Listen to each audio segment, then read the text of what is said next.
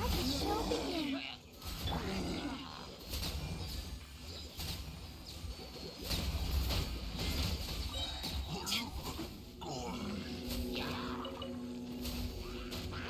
To ashes!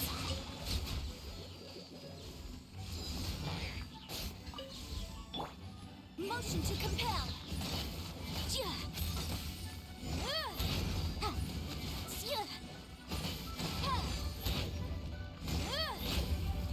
Incinerate! Inadmissible evidence!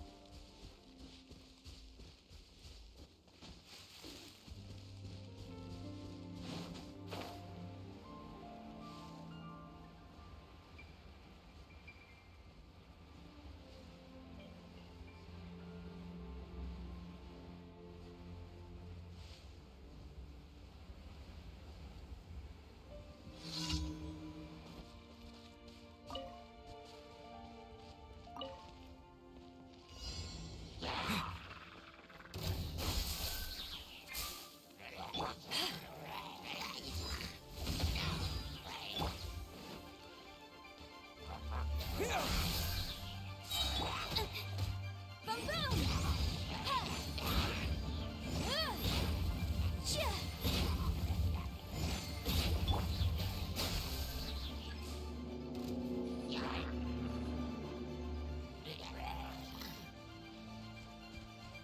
Propagate! Let's think!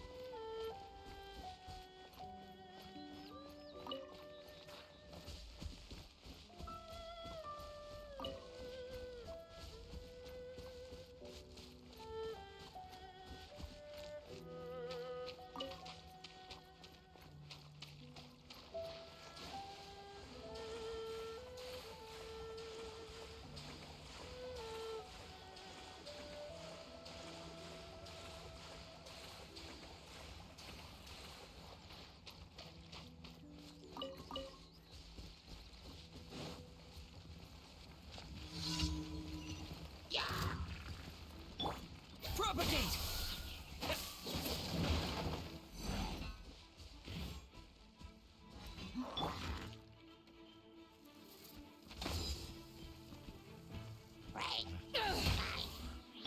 Scatter!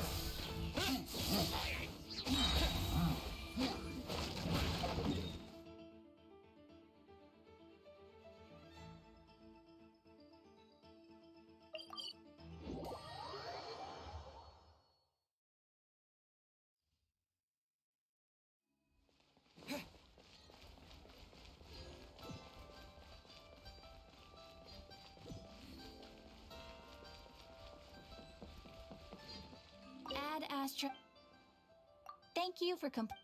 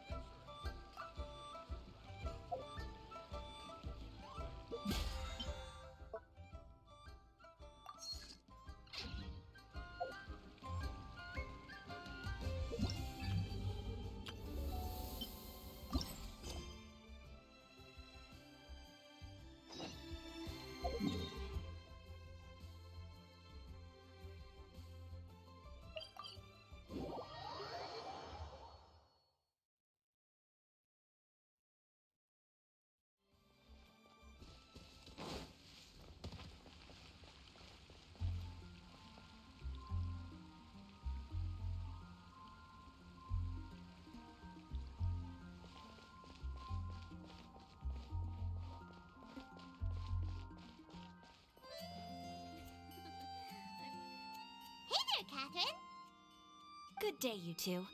It's nice to see you here at this festive time. So, got any jobs for us? I'm afraid I'd struggle to find you any commissions in the near future. With the arrival of the Windbloom Festival, the only task most Mondstadters are busy with is preparing gifts for their loved ones, but it's customary to do this oneself without assistance. Think of this period as the off-season for the Mondstadt branch of the Adventurers Guild. Spring is here, love is in the air, and everyone wants to relax and enjoy themselves. Even the cats at the tavern next door have been getting lovey-dovey with one another recently. Ew. Gross. You know that feeling you get when you burst out the doors after a nice nap, hoping to make it to the store before the limited edition drinks sell out, only to get there just in time to see the last two glasses snatched away right from under your nose by a couple of pesky lovebirds? That's what this feels like. Perhaps you two could simply take this chance to... Traveler! Paimon! Thank goodness I found you. There's something I need your help with. Woo! Sucrose? Go ahead, Sucrose. We don't have anything else to do right now anyway. Phew. Okay. Here's the situation.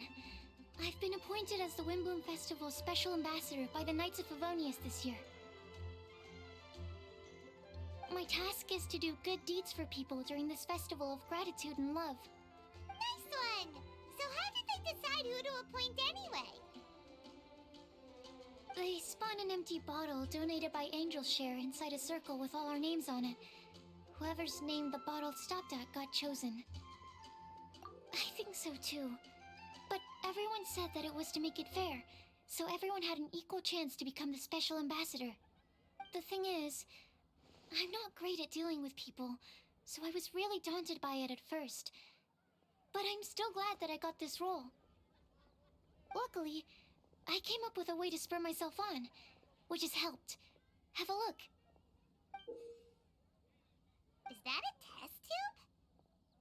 Yep, every time I do a good deed for someone, I get them to breathe into a test tube.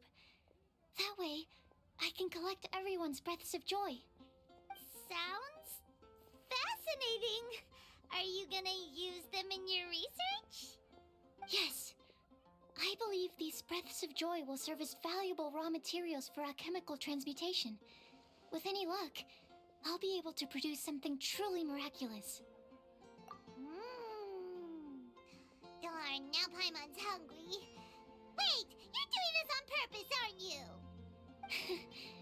Actually, I meant something even more exciting than that. I can't say for sure until I have more test results to confirm my hypothesis, though. Alchemists mustn't make claims they can't live up to. Anyway, I'm still missing one final breath of joy. Oh, is that all you need help with? That's easy. Just treat Paimon to a sweet madame, then you'll get your last breath of joy. Hey, come on! Paimon's doing her best to help, okay? So, does it need to be more like official or ceremonious or something? No, joy isn't measured in those terms at all. Let me put it this way. Have you ever planted a fruit seed and cared for it while it grows? In the same way that those tender, sweet fruits are the product of your time and effort, the amount of joy derived from an experience is positively correlated to the degree of hardship overcome during it. For example, in my case, I would say that to experience a statistically significant amount of joy, I'd have to do something like spend 6 months developing a medicine formula to a point where it was finally consistently effective.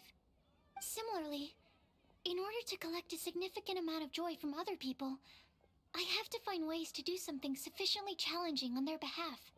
Oh, Paimon gets it now. Long story short, you want us to help you find people for you to help. Oh, that's pretty tough given that it's the Windbloom Festival and all. Oh, I figured since you're such experienced travelers, you might have some ideas. But if even you don't know how to approach this... Yes, you're right. Well, if he's in, then Paimon will help too. With the talking, anyway. But, if things don't work out, can Paimon still get that sweet madame? Oh, come on, Traveler. This is a festival of gratitude and love, after all. How could you refuse? Excuse me, Sucrose? Could I borrow you for a second? Package for you. Oh, sure.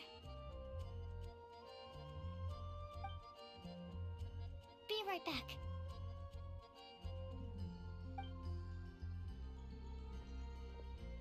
Wait, is that who Paimon thinks it is? That's Collei, right? When did she arrive at Mondstadt?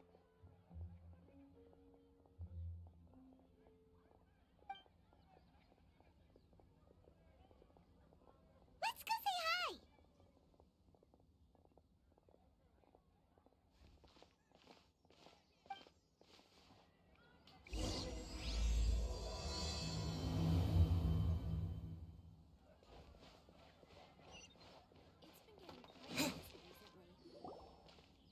Collei! Hey! Oh, hey you guys. What are the chances?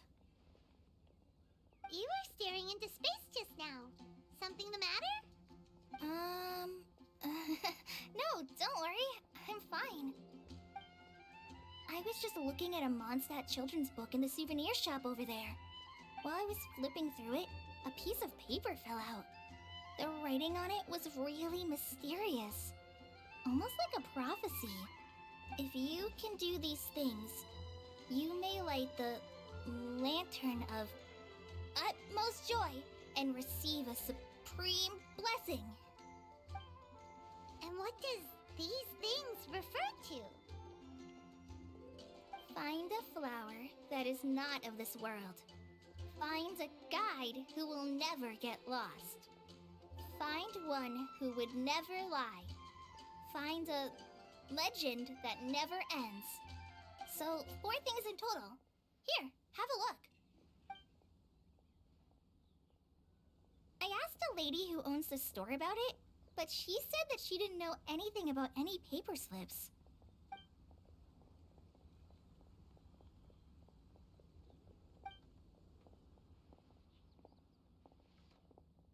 Hi there. Sorry to butt in, but what's the name of that storybook you just mentioned? Oh, it was called The Boar Princess. That is strange. I've read that book, and it sounds like that note you found has no relation to the story at all.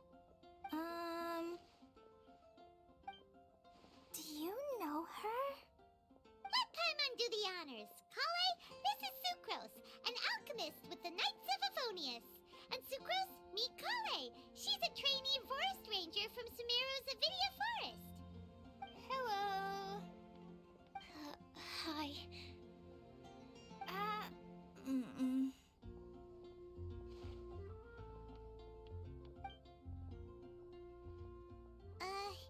This is getting awkward fast. They're both so shy. So, Sucrose, what are your thoughts on this prophecy? Could it be real? Without having done any research, I couldn't comment definitively. But if you want my subjective opinion, I don't think that it's a nasty prank or anything. The only people who read children's books are those with a childlike wonder and imagination.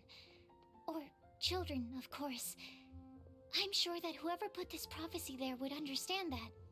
Would they really do this just to spread lies and ruin someone's innocence? I can't imagine anyone being so cruel. That's a great take. I love it. Exactly! Who would want to hurt a child's feelings? Okay, so what do you think the blessing is, Sucrose? If I had to guess, maybe a fairy that can make people's wishes come true or something?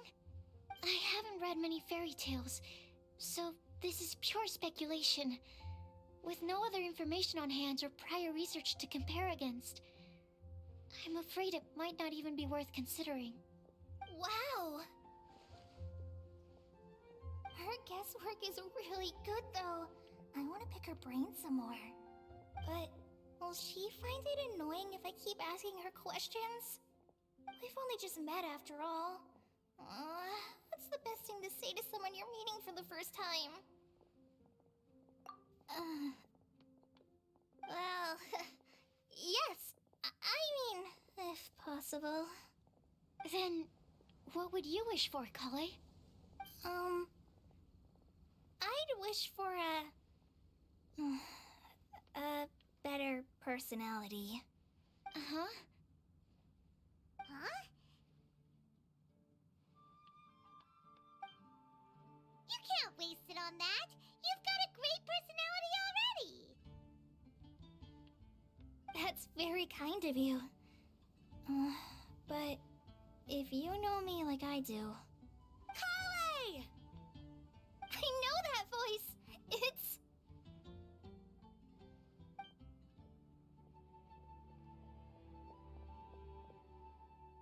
Kale! You made good time, huh? You're way earlier than I expected. I spotted your green hair way off in the distance. Good thing my eyes are sharp, or I'd have missed you. Amber! Have you been doing well? Did you... finish all the pita pockets I brought you last time? You bet. They're getting yummier each time you make them. Huh? Wait, remind Paimon, have you been to Mondstadt before? Mm-hmm. A long time ago, I had a lot of help from a lot of people here in Mondstadt. So ever since my Alizar got better, I've been looking out for an opportunity to come back to Mondstadt and tell them all the news that I've been cured. Thanks. If it's okay with everyone, why don't I take Kale for a walk around town? I'd like to show her some of the places she didn't get to see last time. Of course. Fine by me. Sure, go right ahead!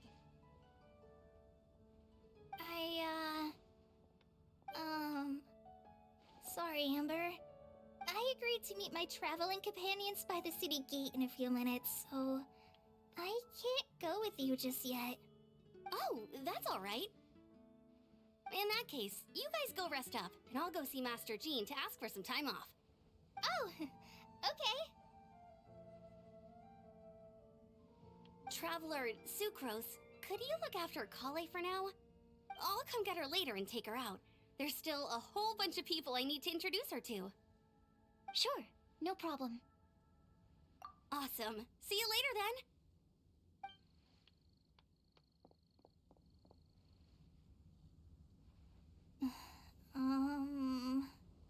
You alright there, Kale? You look kind kinda disappointed. I'm sorry. I'm just feeling a little shy today. Don't worry about me. Amber wants to introduce me to more of her friends. Am I gonna be able to cope? I've only met Sucrose so far, and I'm already struggling to make conversation. I wish I had a little more self-confidence. Then I'd find it much easier to make friends with people. It's nearly time! Let's go to the gate and see if they've arrived.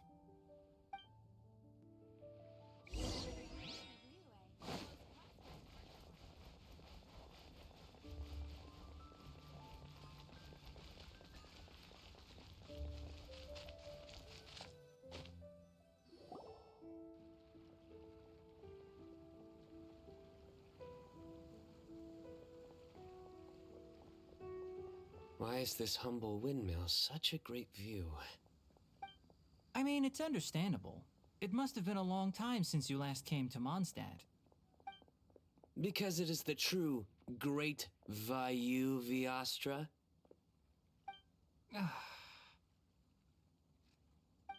Oh, come on. Don't tell me you don't get it. View, Vayu, and also Mahamatra, Vayu Viastra? No? Tighnari! Sino! Over here!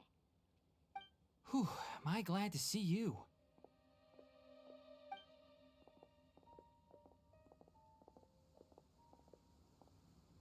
And who's this young lady? Master, this is Sucrose, an alchemist with the Knights of Favonius. We just met. Sucrose, this is my teacher Tighnari. He's a highly respected forest watcher in Sumeru, and he's also a very famous botanist. Kale's exaggerating. I'm Tighnari. Pleased to meet you. So you have a teacher as well. The pleasure is all mine, Tighnari, sir. Yep, he's extremely knowledgeable too. And this is General Mahamatra Sino of the Sumeru Academia. He's really famous in Sumeru as well. Greetings. Though if I might say so, we're purely here for personal reasons. You needn't be unduly concerned with our official positions. And Kale, there's no need to use my full title. Sino is fine. Or sir, if you absolutely must. Indeed. We're not here in an official capacity, just to keep Kale company on her vacation. Keep me company? But it was you two that insisted on coming. Kale is very important to us. We felt obliged to ensure her safety on the long, treacherous journey to Mondstadt. But I've been here on my own loads of times before. What about your work, though? What if something bad happens while the General Mahamatra's away? There should be no issues. I have left my duties in the hands of my subordinates, and two especially reliable helpers. Oh, Sucrose. What were you saying about you having a teacher as well? I was just going to mention that I think we're in a somewhat similar situation. I'm an assistant to Mr. Albedo, Mondstadt's genius alchemist. Oh, please, Sucrose. Genius is an unnecessary epithet. It will serve only to leave an exaggerated impression of me in the minds of our guests. Mr. Albedo, but it is an objective truth. Hey, Albedo's here too! Great! The more the merrier!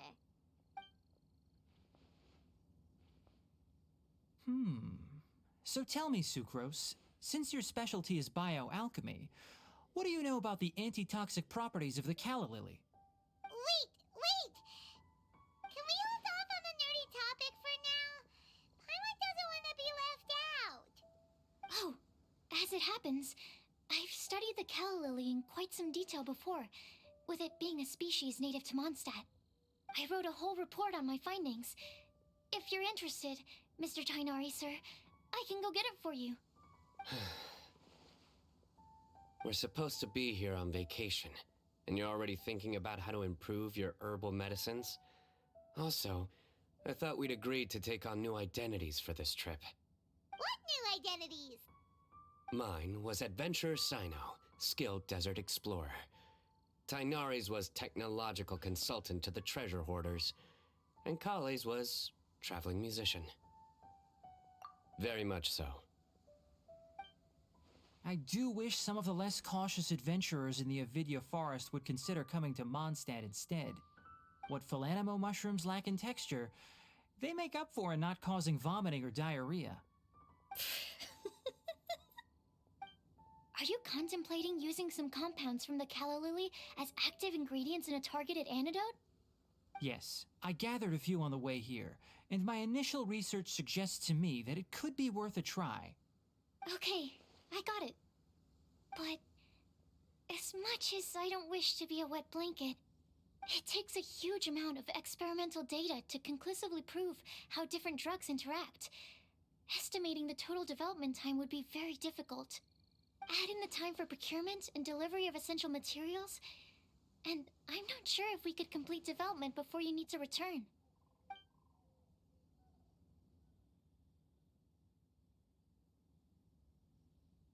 Then please, allow me to help.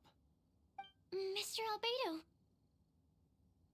Apologies for my tardy entrance in the present discussion. I understand you're looking to make an antidote for poisonous fungi, correct?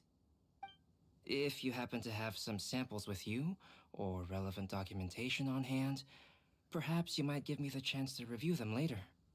But before that, I invite the three of you to look at this.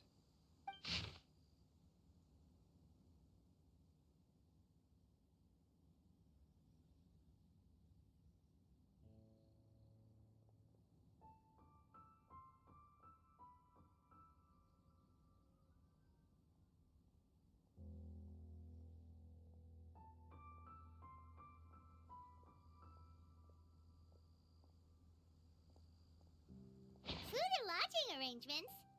Were you quietly writing this up the whole time? Paimon didn't even notice! Hardly. Rather, I should apologize for interrupting a serious discussion between trained professionals, especially after they've traveled so far to be here, when I myself am neither an adventurer, nor a technological consultant, nor a musician. Nevertheless, I would encourage you to have a knowledgeable local arrange your detailed itinerary while you're in Mondstadt. Take a look, and should you find anything here to be objectionable, it can easily be adjusted. This is too kind of you. These arrangements are quite excellent. It looks great! Even Paimon feels like tagging along for the food and board. That's why it's called tagging along! Very comprehensive. The adventurer, technological consultant, and musician all approve. Thank you. Just one thing. We'd like the chance to cook as well. Why don't we change the group dinner to a camping and cooking trip? I'll help pitch the tents. I can help too. And Paimon will take him to Good Hunter to order some starters. Mondstadt's cold cut platter is not to be missed. Great, then it's decided. Sucrose and I will bring the three of you to your inn for a quick rest. You two, let's meet by the lake this evening.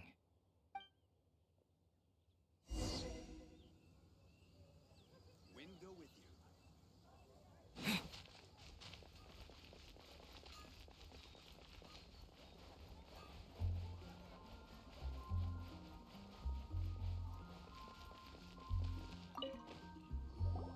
Hey, Sarah!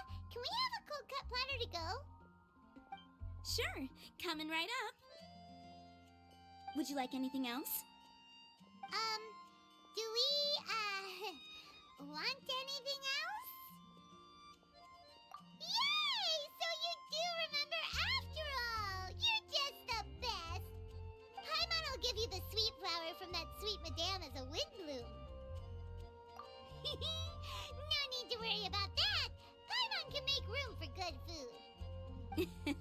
All right, just a moment. Oh, that was great. If that was a Windbloom treat, then Paimon wishes it could be the Windbloom Festival every day.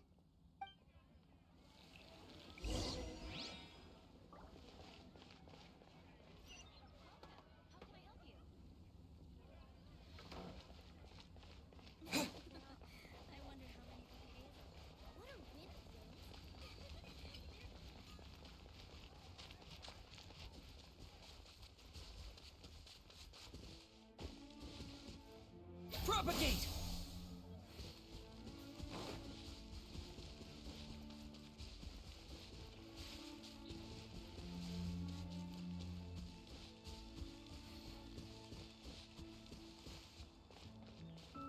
Pitch black way up.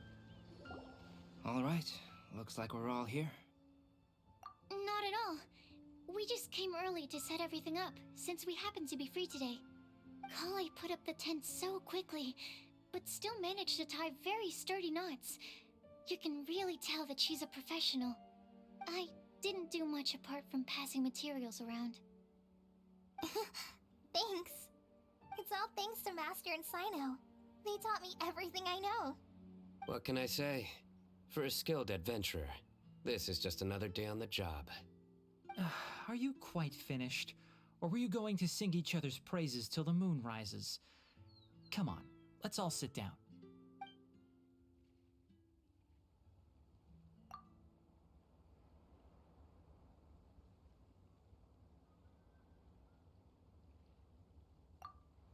That sunshine sprat was really very good. I didn't watch you cook it, but I believe that the prominent umami flavor of the dish owes itself to more than the fish alone. That's correct. Any further deductions? Let me think. The aroma was quite uniform. Unlike that of a spice blend, it was also unfamiliar to me. So I would venture that it was a Mondstadt specialty. As far as edible Mondstadt plant species are concerned, calla lilies are usually used in soups. So if I had to guess, small lampgrass? That's right. I've long heard that Sumeru's fish with cream sauce is noted for its gentle texture, which brings out the tenderness of the fish.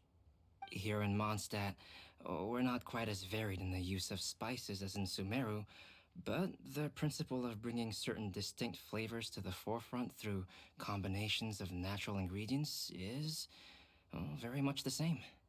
I liked it a lot. I'm curious as to the exact ratio of ingredients. I'll write a copy of the recipe for you. Would anyone like to try the nutrient-dense meal I made? I'll have some. What about you, Kale?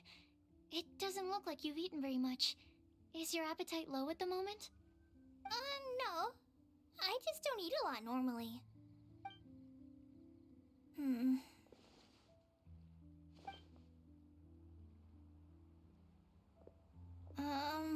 Sorry. I didn't mean to make things awkward. Tighnari. While we were on the road, we spotted something white, walking on two legs. Was that Paimon? Which day was this? Just after passing through Stonegate. Sino, are you sure your eyes were working that day? Or maybe your hood was blocking your vision? Paimon always flies. There's no way she'd ever walk. Is that right? I thought that you'd made me snacked on too many local ground nuts.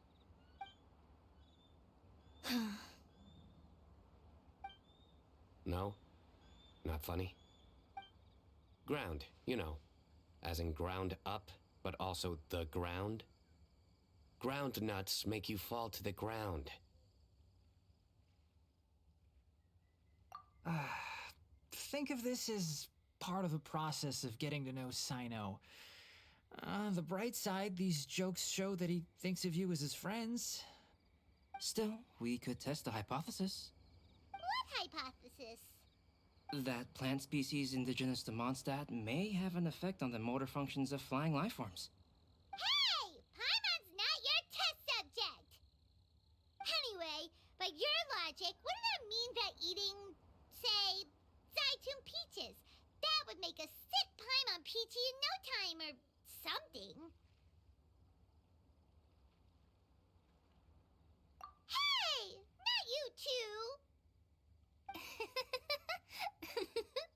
I think the Traveler and Paimon's conversations are more entertaining than Sino's jokes.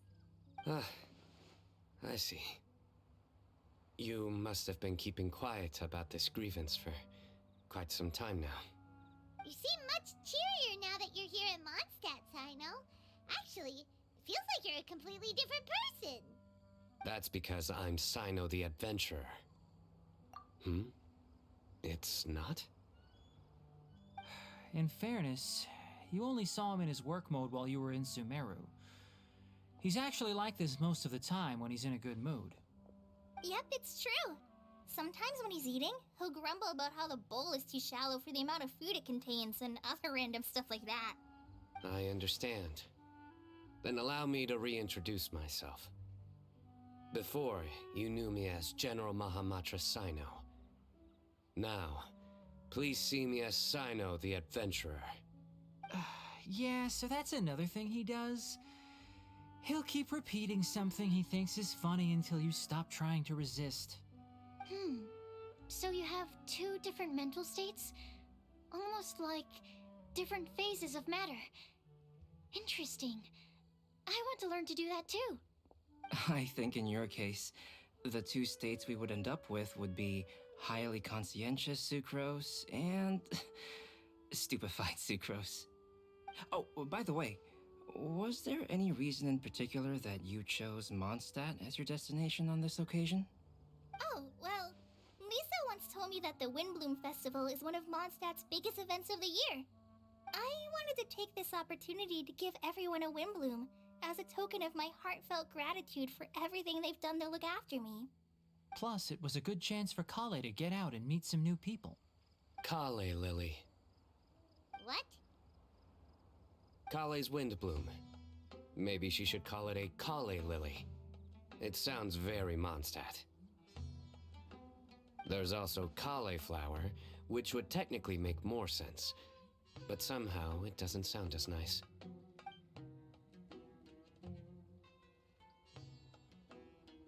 Moving swiftly on. Wow, he just completely ignored the joke and carried on the conversation. Guess sometimes that's the only way forward. Sumeru's been through some major changes recently, and things at work have only just started to calm down. I don't get many opportunities to take a vacation, and this was a chance to join Kale on her trip while also learning a few things about Mondstadt's flora and fauna that I'll be able to pass on to my peers and students on my return. Two birds with one stone. How about you, Sino? I came to ensure Kale's safety. That's just an excuse. Plain and simple. Also, there's the matter of a Genius Invocation TCG custom-made card back. Aha! So you did have an ulterior motive. Have you all played Genius Invocation TCG before? And that is why I am proud to call you my friend. When I first began contemplating getting a new card back, I asked around before eventually deciding to ask the legendary Mr. Kaltz for guidance. A friend of mine, Sawada, whom I played cards with on occasion, had been to Inazuma for the Irodori Festival. He told me that Kaltz was a Mondstadter, so I should try my luck there. Calx? Isn't that... You mean, he's a friend of yours? I see. So, you came to Mondstadt in search of Calx. No, that is inaccurate. I came here principally to protect Kale. You most certainly did not. Kale's been here on the quiet numerous times, and this is the first time you felt the need to join. Not only me, same applies to you too, doesn't it? If my writer friend were here now, I'm sure he would describe this curious coincidence as having the makings of a good story. It's always a pleasure to meet a fan. Oh, here it comes. Wait, you mean you're Mr. Kalx? Having my new friends address me by my pen name feels somewhat unusual. Please, just call me Albedo. Huh. So you're Kalx. Sino's been talking about you non-stop recently. He's intent on getting you to design a bespoke card back for him. You didn't have to say all that. I don't usually take private commissions, but I believe that we are friends now, all of us. Our conversations have been deep and interesting, and Sino, your passion for this game is indeed one of a kind. I can see it in your eyes. Obviously. And given that you've come all this way from Sumeru to see me, I'd be quite honored to take this commission. Wow, your teacher's so nice. I feel the same about yours. Well, they definitely have different personalities, but they're similar when it comes to their character. So, how much should I budget for the timeless masterpiece you will produce for me? Surely, timeless masterpiece is something of an overstatement. Any artwork fit to appear on the reverse of my card decks is by definition a timeless masterpiece, even if I do say so myself. Don't mind him. These TCG nut jobs are all like this. I see. So, this has an almost religious significance. Well, for starters, I'd like to hear a few more of your jokes. My jokes? You like them? I do. Really? I didn't see you laughing. Well, the joke's ability to induce laughter is a separate matter, but I certainly find them fun. If I might interrupt, does anyone else smell something strange? My nutritional meal! Will it be okay? Should we go over and take a look too?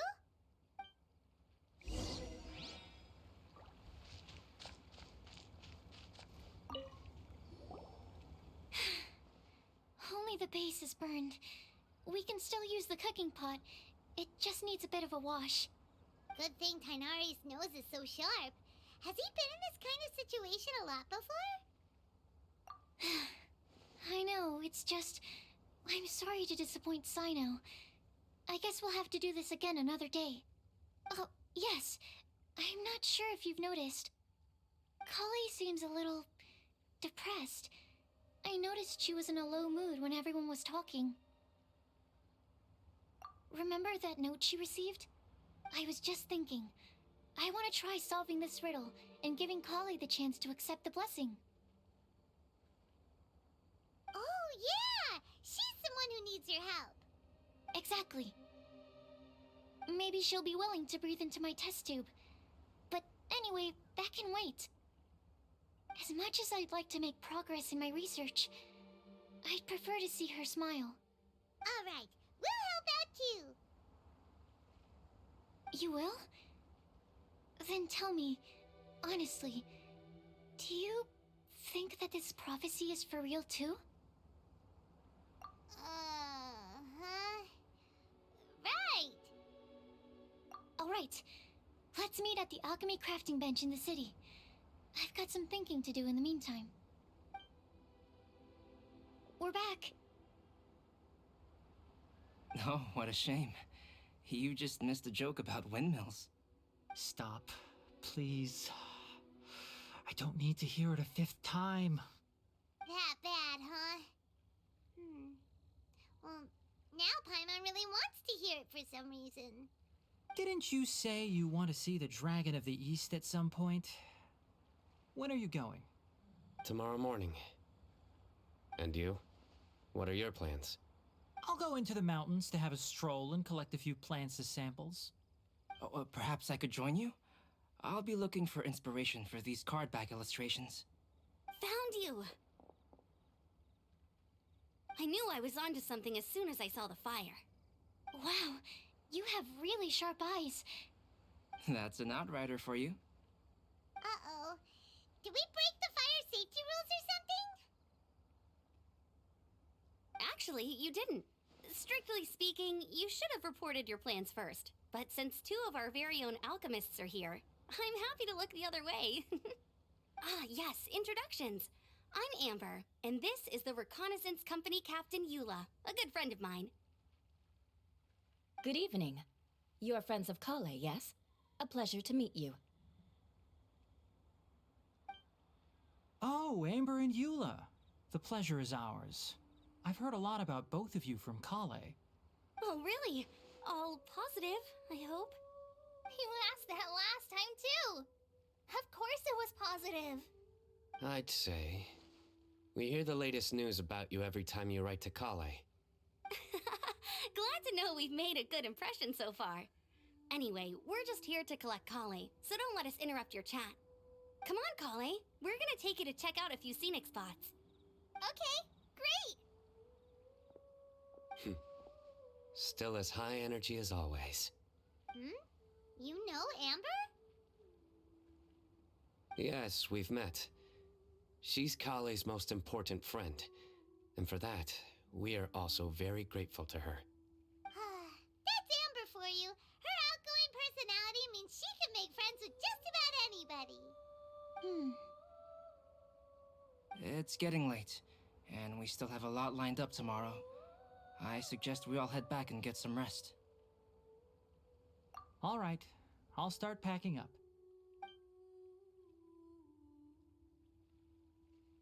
You're gonna get the tone-deaf bard to check out that note, aren't you?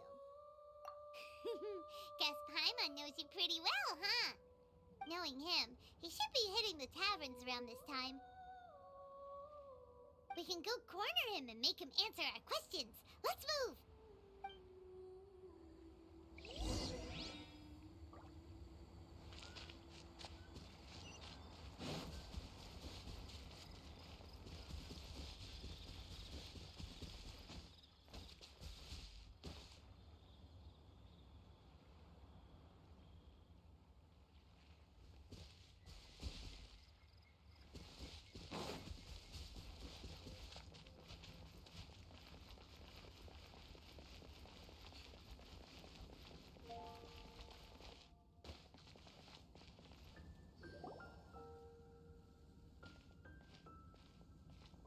Oh, it's been a while.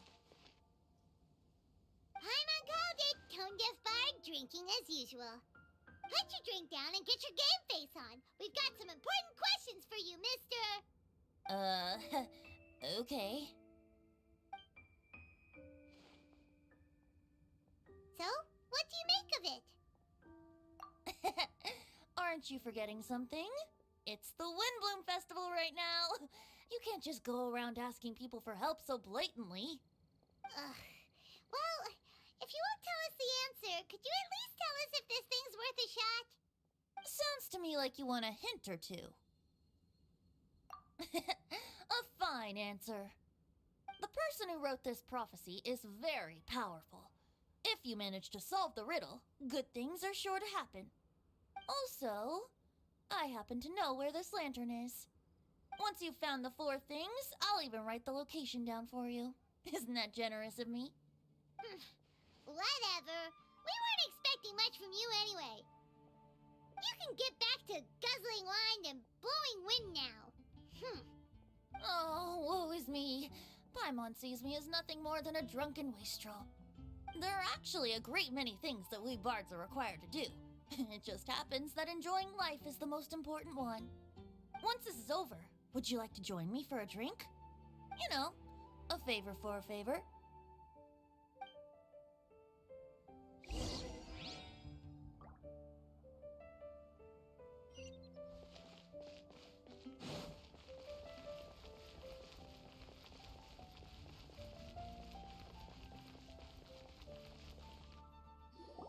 A flower that is not of this world. Not of this world. Sucrose! We've got some good news and some bad news. Which would you like to hear first? Let's have the bad news first, I guess. Huh? Really? Don't most people usually want to hear the good stuff first? Oh, alright then. Basically, we went to Windrise to divine the breeze. The wind said that the prophecy is real and that your idea is a really good one. That doesn't sound like bad news. So what's the real bad news then?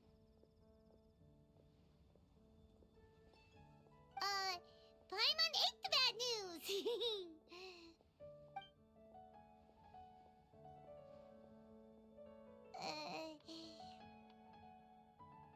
Blame Sino! If it's not funny, then it's his fault! fine. Well, that puts my mind at rest. Now, back to the other issue I've been mulling over. I was thinking about the flower that is not of this world. It could mean a human-cultivated variety that doesn't occur in nature. But that's basically claiming that it doesn't come from this world in the first place, when actually it's just a variant of an existing breed. So, the initial question is, can the flower's origins be traced back to a natural organism? If so, it cannot be correctly described as not of this world. But then, supposing we identified something outside of that category, whose job would it be to decide whether it belongs in this world or not? Then the question becomes, do of this world and from this world mean the same thing? Or is it deeper than that? Whoa, slow down! Paimon's head is already starting to spin! Okay, I did have one other line of thought as well. What about a flower created using alchemy? Would that be not of this world? Albedo may know the answer, but asking him right away would be like asking the teacher for the answers to your exam paper. It would render our search for the truth meaningless. I'd rather try and figure this out for myself. Could it be the Windbloom? Oh, now that you mention it, that's definitely a possibility. The Windbloom doesn't refer to a specific flower. Everyone defines what it means for themselves. In which case, the Windbloom doesn't exist in reality. This does seem like a promising direction. I've made a note. Okay, I better go read up on this. Yay! Paimon was actually useful this time! Guess we have that sweet madame to thank, huh? I'll need some time to prepare. Could we meet up here in, say, 2 days' time? Sure thing! In the meantime, we'll also think about the other 3 riddles in the prophecy. But, since we're really going for this now, shouldn't we say something to Kale about it? I originally wanted to leave it as a surprise for her, and I also didn't want to get her hopes up over nothing. But you're right, Paimon. I'll need to be careful how I word it. But I'll try to find some time over the next couple days to mention it to her. Alright, thanks so much.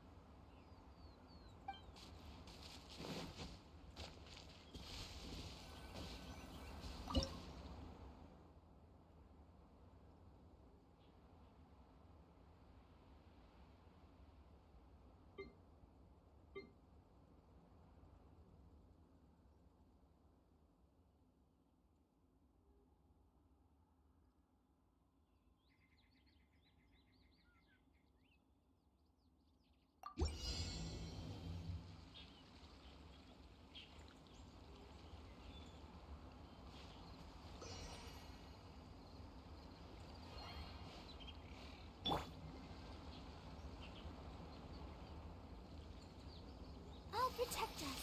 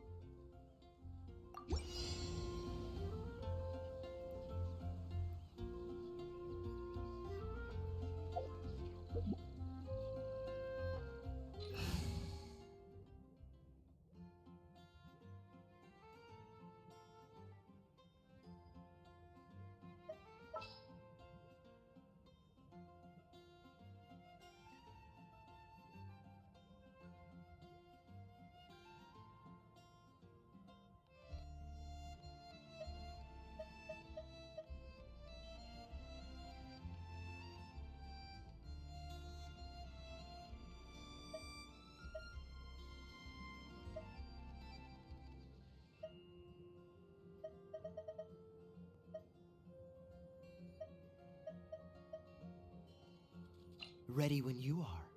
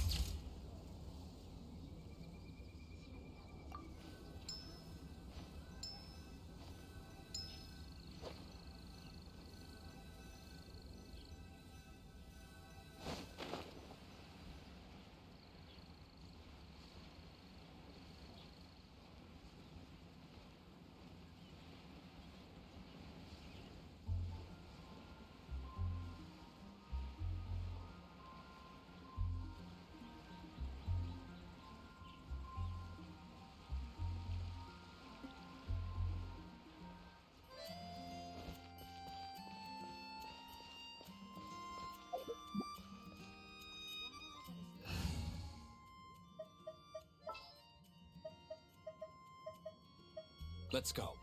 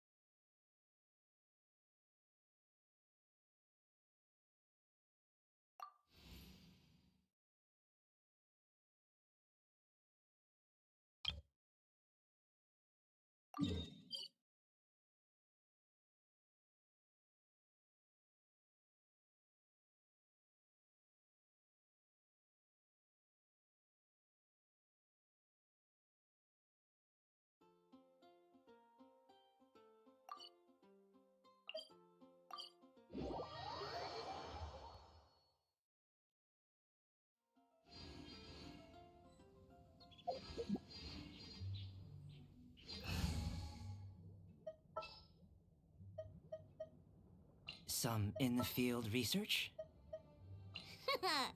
Leave it to me. Klee can help.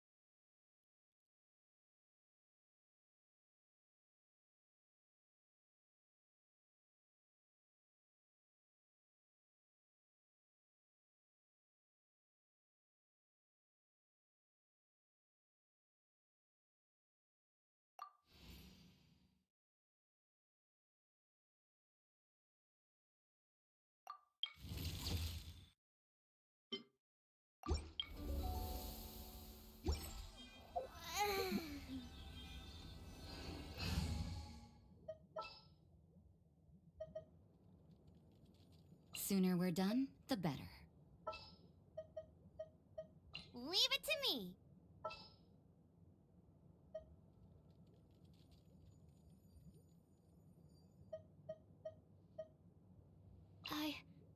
I can do it.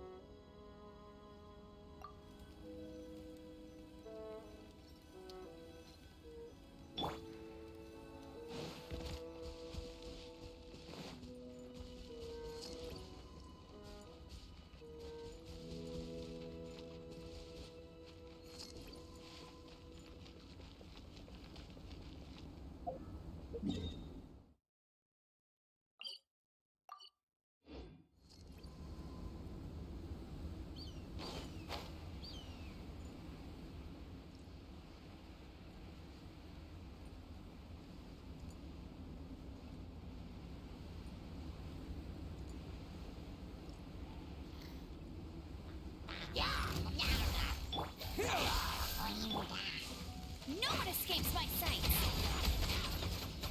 You can't run! Propagate!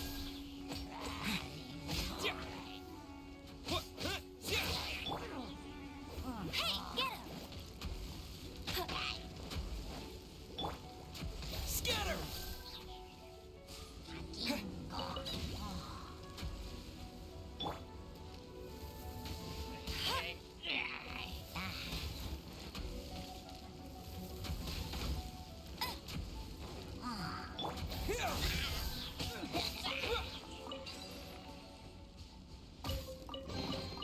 A reward on the road.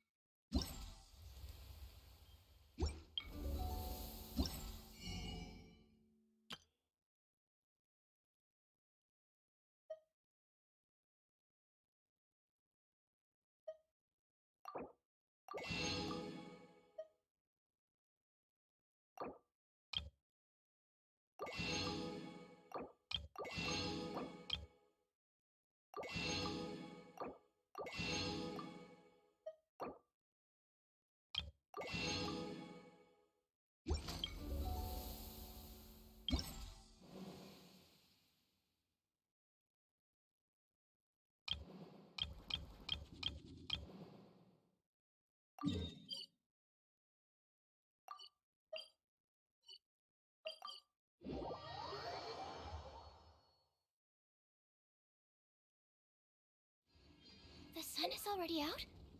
Oh, okay.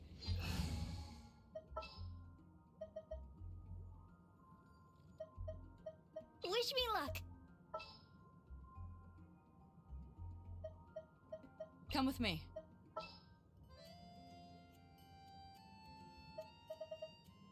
Ready for trial.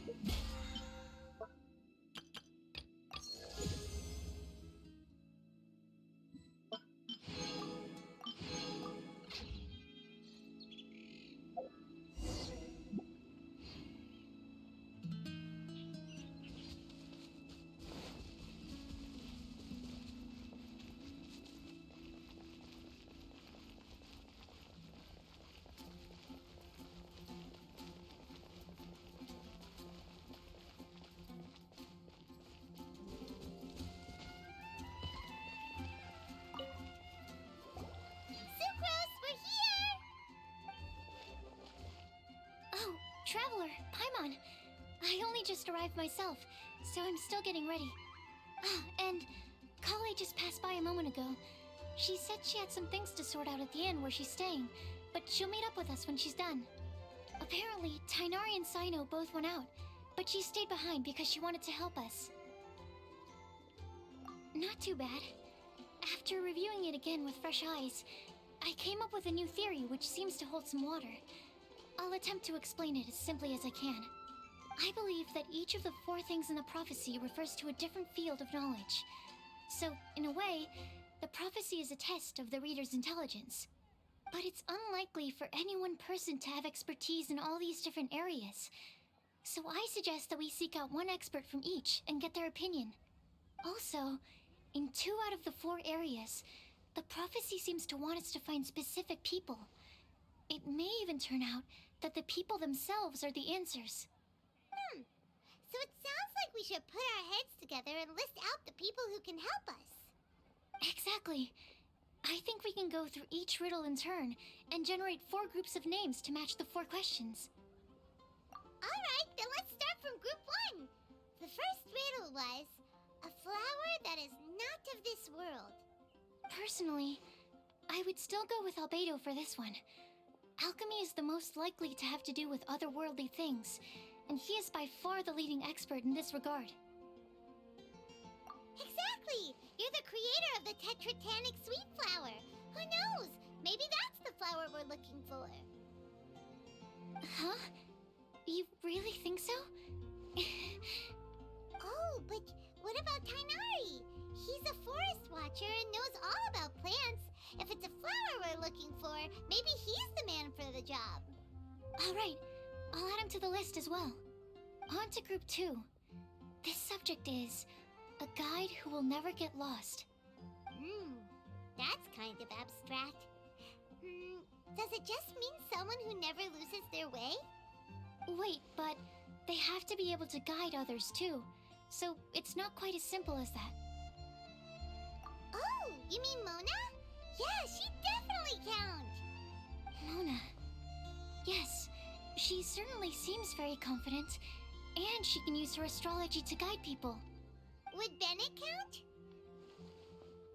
Well, his luck's so bad that as long as you go in the opposite direction from him, you'll always be going the right way, right? I see. I suppose I can't argue with that logic. Add him to the list. Finding everyone won't take long, so one extra person won't hurt. I know. Would Outrider Amber be a valid candidate for this category as well? Yeah, she would! She's got a great sense of direction after all. As a matter of fact, when the Traveler and Paimon first came to Mondstadt, she was actually the one who gave us directions. Yes, she's certainly a good guide. Is there anyone else? Let me think. Yes, I believe there may be one more. Albedo once made a set of equipment for Mika from the reconnaissance company. He's their surveyor, and an exceptional pathfinder. He's even instructed others in the discipline of surveying before. So, in my view, he's highly unlikely to lose his way, and would be very good at helping others find theirs. Cool! Another one for our list! Wait, Kale should have been here by now. Wonder what's taking her so long. Sorry, could we continue our chat somewhere else? Oh, you wanna go see how she's doing, right? Sure, let's all go.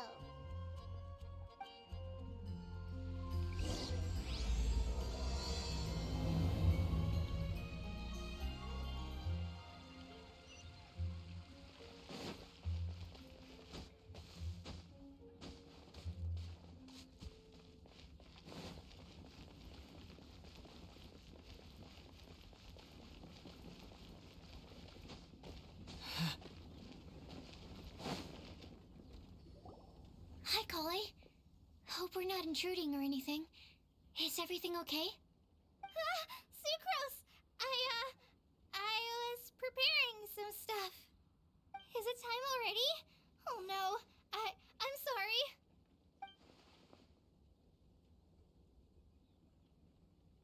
Don't worry. The Traveler and I only just met up. We were just worried that you might get lost along the way, so we thought that we'd come get you. Thank you. I'm ready to join you now. How's that thing going?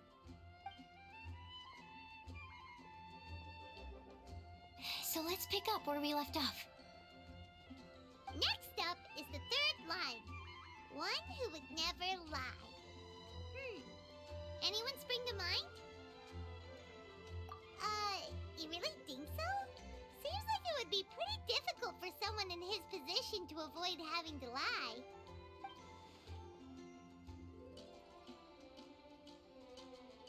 Then what about Kaya? He's the cavalry captain and a rather popular figure, but... You think there's something fishy about him too, huh? Yeah, he's definitely a sneaky one. Bet he lies all the time. I can't help but agree with you there. There's the tone-deaf bard. But on second thought, he wouldn't qualify either. He talks way too much nonsense. Is there anyone else we're missing? Acting Grandmaster Jean? She has a good name in that regard, but from what I know, she sometimes covers up the truth out of concern for those around her. For example, when Lisa loses track of time in the library and misses her patrol shift, Jean will come up with some excuse, like Lisa's ill today. Also, she sometimes makes up stories to get Klee to behave, like the one about the big monster that comes to catch naughty kids who don't go to bed on time. Do you think that rules her out?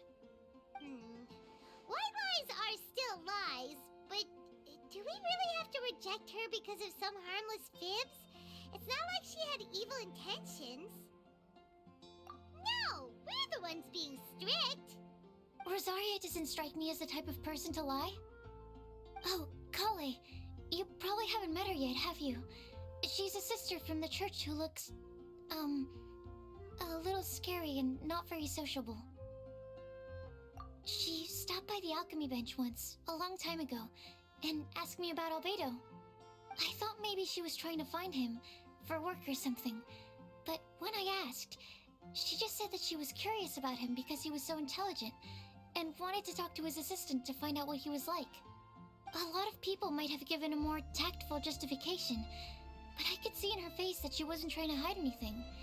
She was just very direct and straightforward. That's why I don't think of her as the lying type. Rosaria doesn't look like the sort of person you'd want to get into a fight with. Maybe she just fights her way out of situations that some people might lie to get out of. I can definitely see that. I've also heard the other sisters say that Rosaria doesn't even make excuses when she skips choir. She just doesn't show up. She's a tough cookie, huh? Let's put her name down. In that case, I think Sino fits in this list too. True. Lying's probably more trouble than it's worth for someone like him. Kinda like with Rosaria. Oh, and Paimon also nominates Razor. Bet he couldn't lie to save his life. I've also got someone else in mind. Noelle, the trainee knight. She's a very honest person. I don't think she'd tell a lie. Alrighty, write her name down too. Wait, there's one more person. You know, our long-standing staffer at the alchemy bench. Huh? You mean Timaeus? Yes, him. Truth be told, he's been love-struck recently. He swore that he wouldn't say a dishonest word or slack off until he succeeds in getting the woman he loves. Timaeus has a crush? Yes, that's right. Well, who is it? Do you know her? I've never met her. All I know is that she's from Liyue. Timaeus says that she's fun, has a great personality, and is very, very good looking. Since we're on the topic, helping Timaeus win the lady of his dreams was also one of my goals for this Windbloom Festival. But how can we help with that? I don't know. Make sure he uses nice paper and a fancy envelope when he sends letters to her. Help him pick a nice gift and wrap it properly. That sort of thing. Yeah. I had the same situation once in the Avidia Forest. I helped another forest ranger out by delivering a love letter to the coworker she likes. Yep, that sort of thing exactly. Oh, also, I helped him with some of the groundwork for one of his research projects. He must have appreciated it, because he gave me a refrigeration device that he's been developing as a thank you gift. Is it any good? I mean, it looks nice. Sounds like a no. Alright, guess we'll put Loverboy down on the list then. Okay, so last of all, we have a legend that never ends. Anyone come to mind for this particular line? Lisa, perhaps? A librarian understands books best, and aren't most legends written down somewhere? When I think about legends, fairy tales and picture books come to mind. Maybe Kale. She read a lot of fairy tales when Tainari was teaching her to read. Oh, do I count? Of course you do. I'll put you on the list. I prefer to read things like an illustrated analysis of alchemical substances and their uses, the fascinating principles of crafting, and hypotheses of life. Point taken.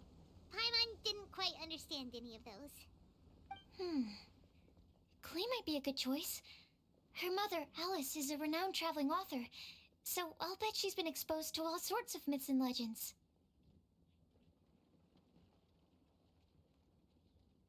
Alright then, Klee makes the shortlist. Well, that should just about do it. Next up, we should go and ask the people on the list about the prophecy. Do we have to ask absolutely everyone on the list? It seems like a lot of people.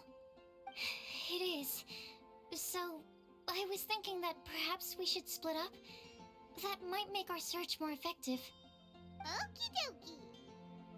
Also, I thought of a method of gathering feedback. No problem. We can do that. You and the Traveler are practically joined at the hip, so you two can go together. I'll pair up with Kale. Capable Kale and sensible Sucrose. Sounds like a winning combination. Okay, I promise I'll help. Capable Kale. Yeah, I got this. Rest assured that the unbeatable Traveler and Paimon will do our part too. Off we go.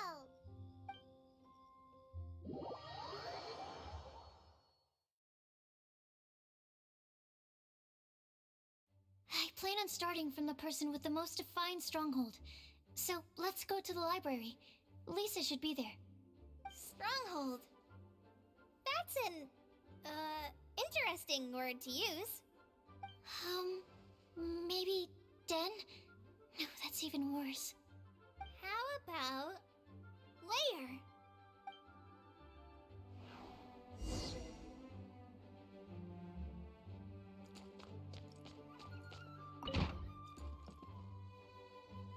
Here we are, Lisa's lair.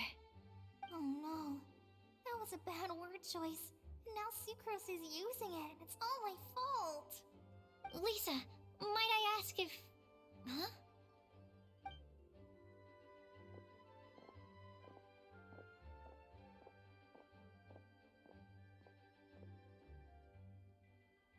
Sucrose. Kale. What are you doing here? I can only sucrose that they were Kale-ing on someone.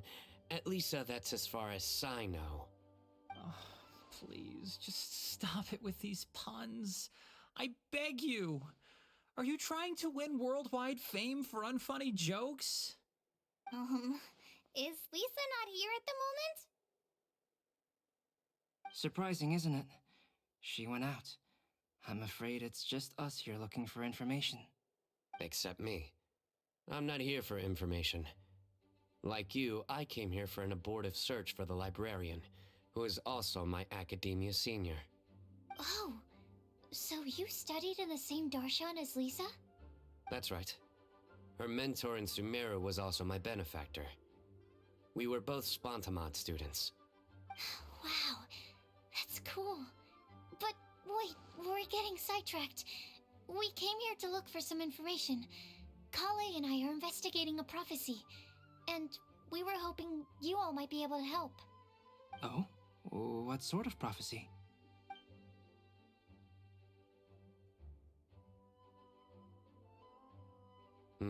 I see.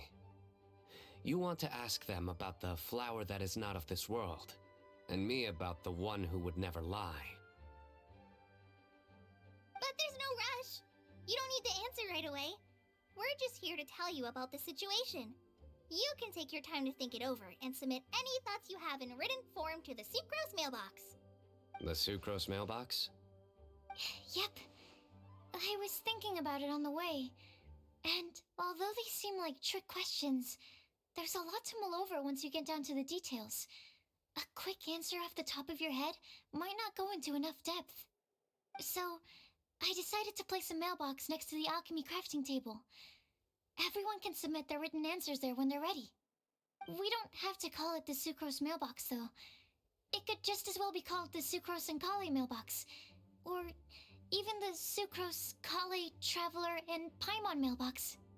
I think in this case, we can just go with your quick answer off the top of your head. Sounds like a good solution. Certainly more reliable than verbal discussion alone.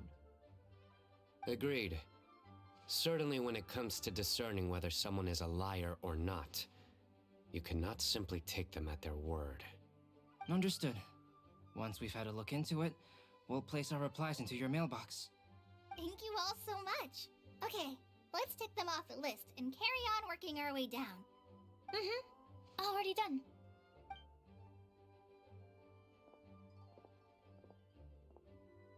I'm pleasantly surprised to see those two introverts getting along so well.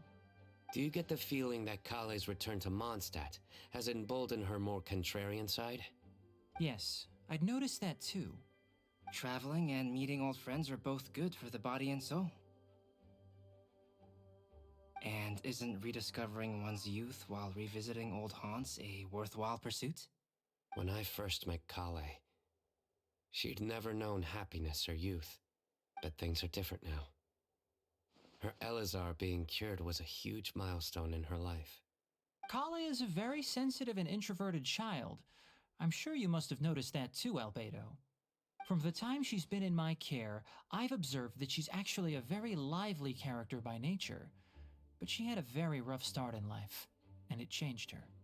So, might I assume that your respective claims of looking for plants and artists in Mondstadt were just pretexts? I wouldn't say that. Both Kale and Genius Invocation TCG are very important to me. Would it really kill you to just say yes in this situation? Fine. Yes, we came out of concern for Kale. She's been back to Mondstadt of her own accord several times, but it has led to no significant improvement in her mood. Well, it won't hurt to give her some more time. I believe that Sucrose might be able to help her. Sounds like an extension of your own self-confidence as her teacher. You could say that. In a similar vein, I've heard that Sumeru scholars often build their social relationships based on their academic ones. Is that true?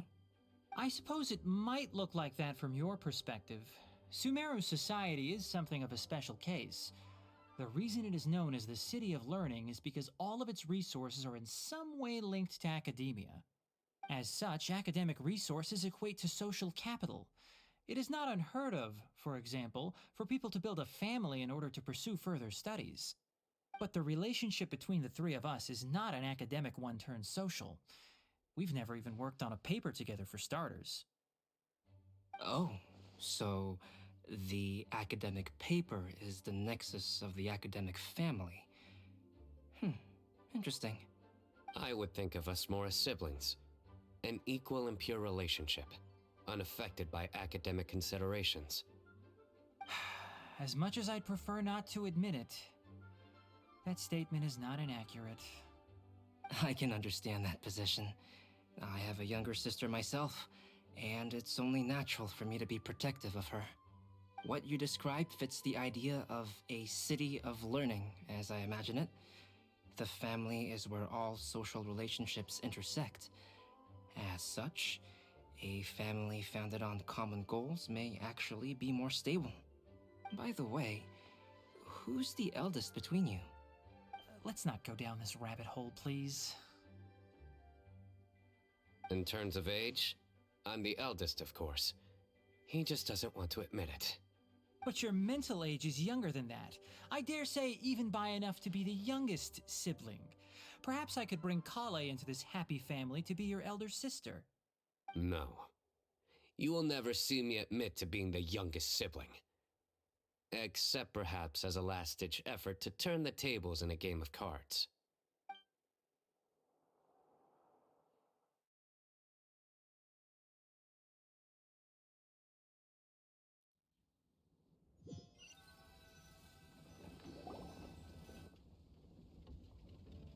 Guess we'll leave Kali and Sucrose to it. Fingers crossed all goes well for them. Now then, where should we go first? Let's try our luck at the bulletin board, shall we? A lot of people tend to show up there at some point in the day. Maybe we'll get lucky.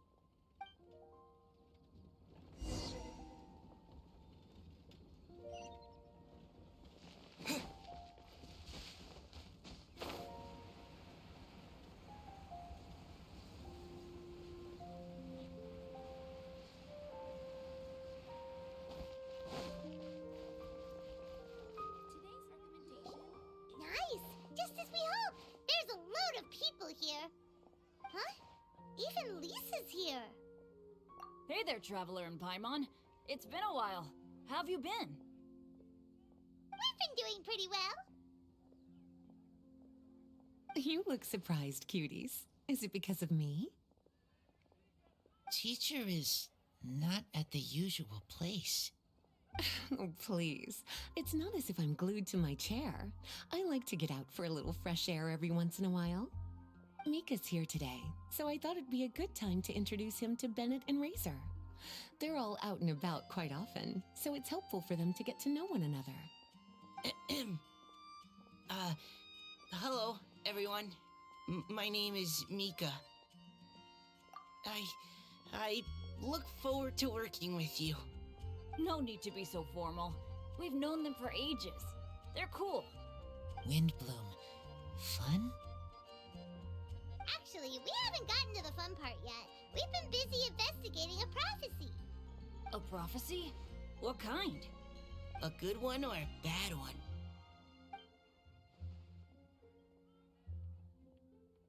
Gosh, that all sounds quite fascinating. I can't believe I made it onto your list of names. You really think I'll be able to help? Believe in yourself. Right. Believe in yourself. You're a first-rate adventurer, Bennett. Okay, then in that case, I'll step up and present my thoughts on the matter. Except I forgot I'm not really good at organizing my thoughts. Oops.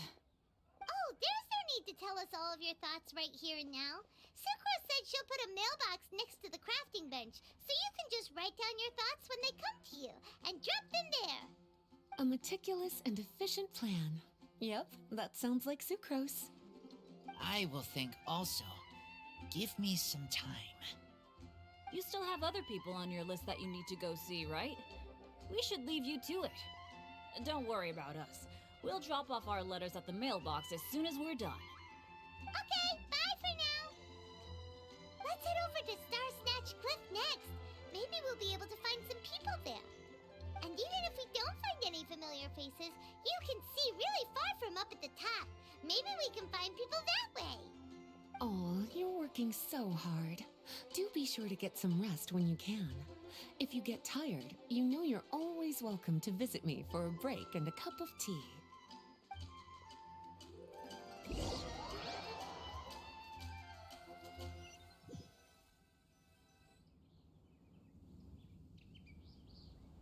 Where to next? Let me check my notes. Huh, this way. Got it. Kale, please follow me.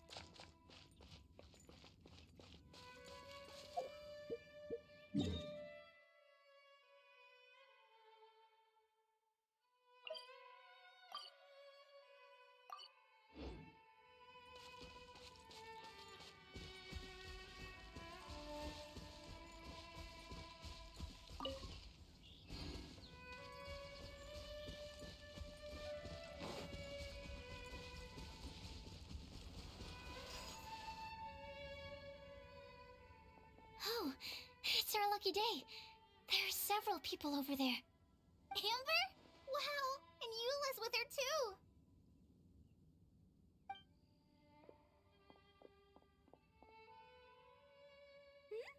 Oh, it's Sucrose!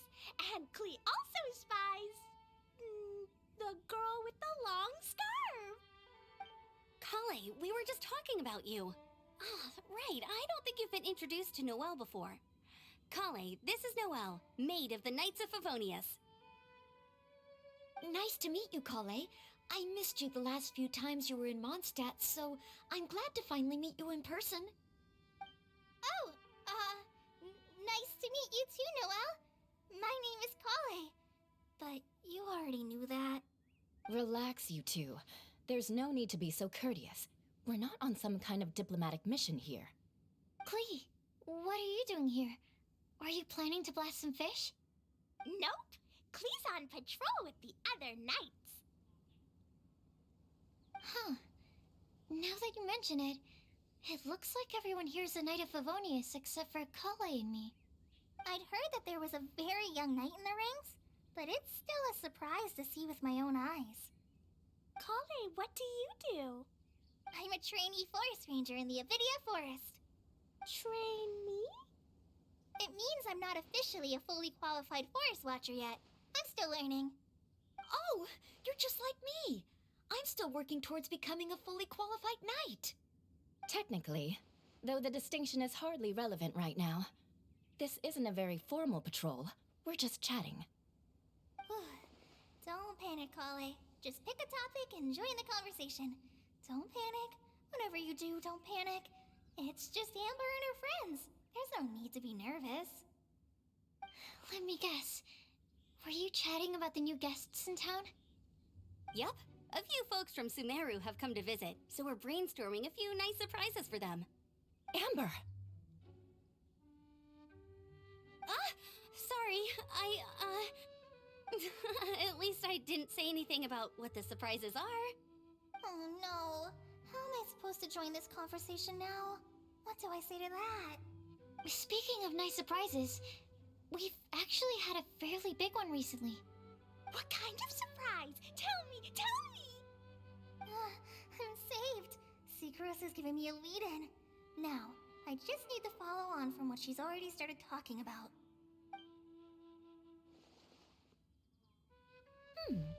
What an interesting prophecy.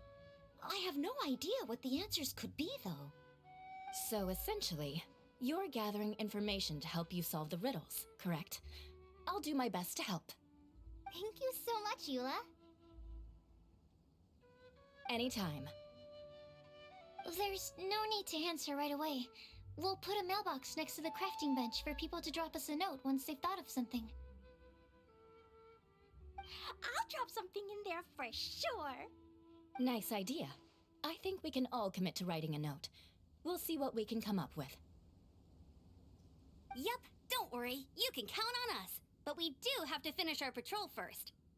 What route are you taking today? We started in the Stormbearer Mountains, and we'll end at the city gates.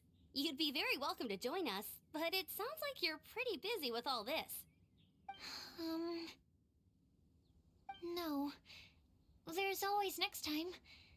We'll join up with you after we're done working through this prophecy.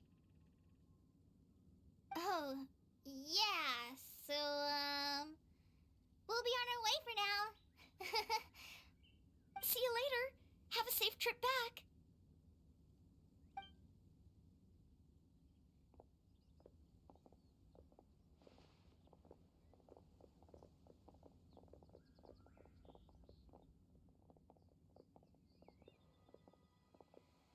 Are you okay, Kale? Was it that obvious? No, not at all. It just looked like you had something on your mind. So that means it was obvious.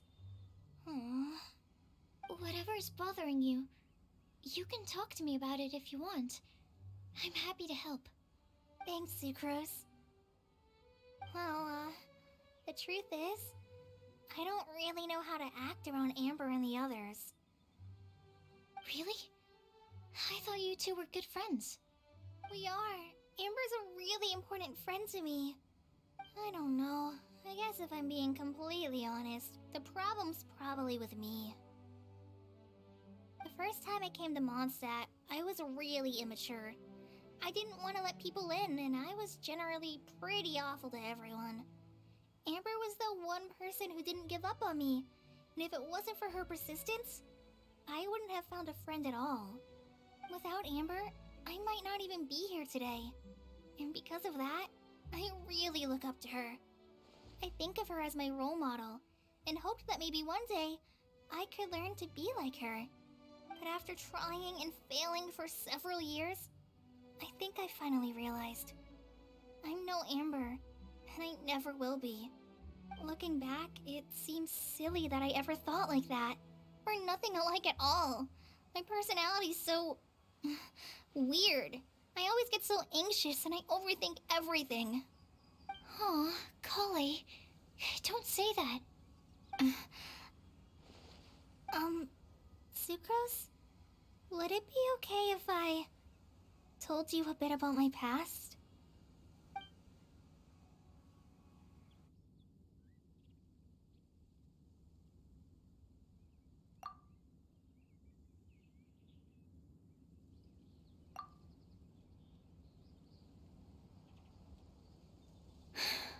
Oh, I already knew bits and pieces about her, but still, why did she have to go through all that?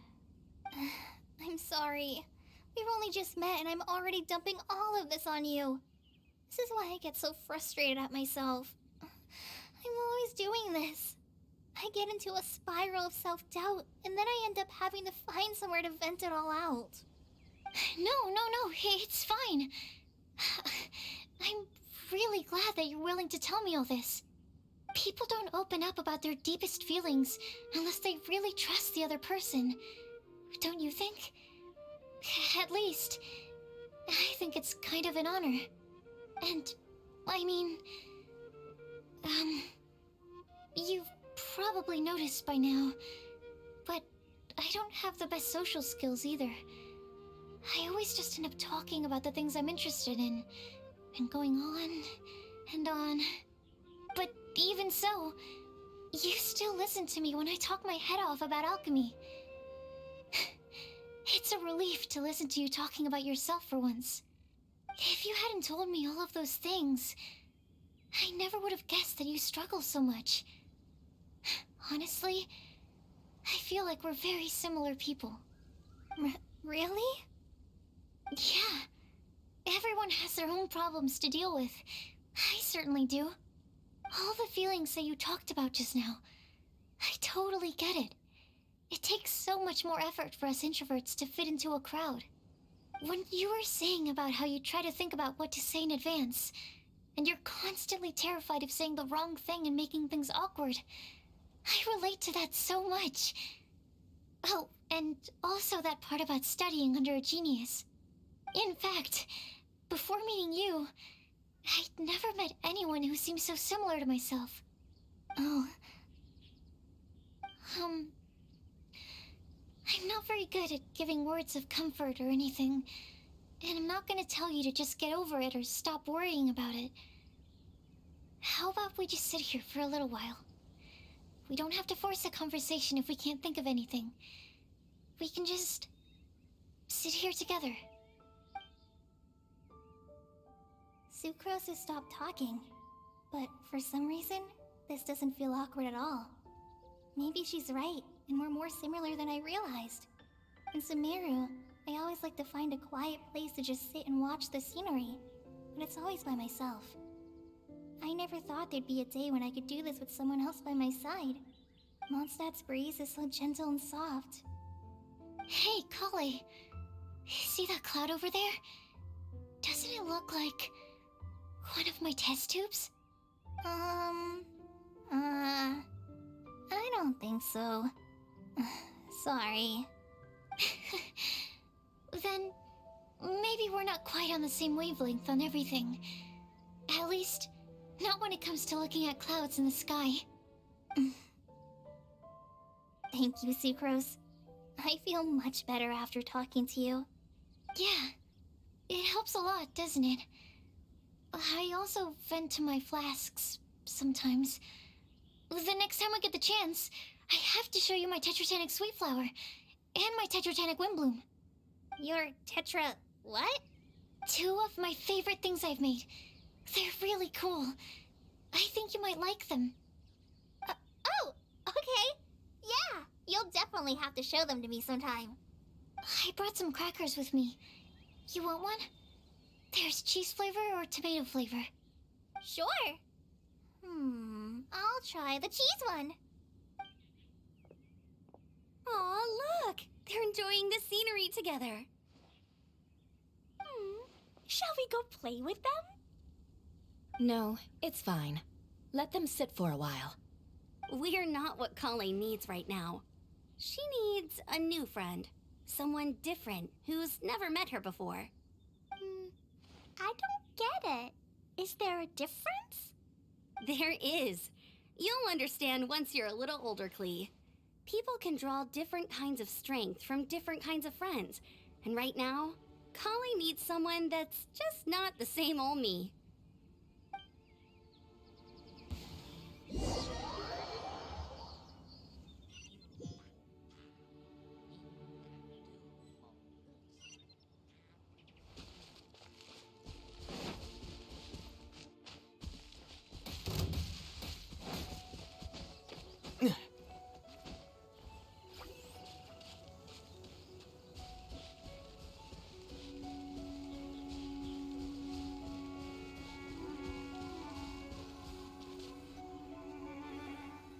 Starsnatch Cliff! We made it! Paimon hopes we find someone we need here. Help! Oh, I beg you, please don't let go! Who's that yelling? Let's hurry and take a look.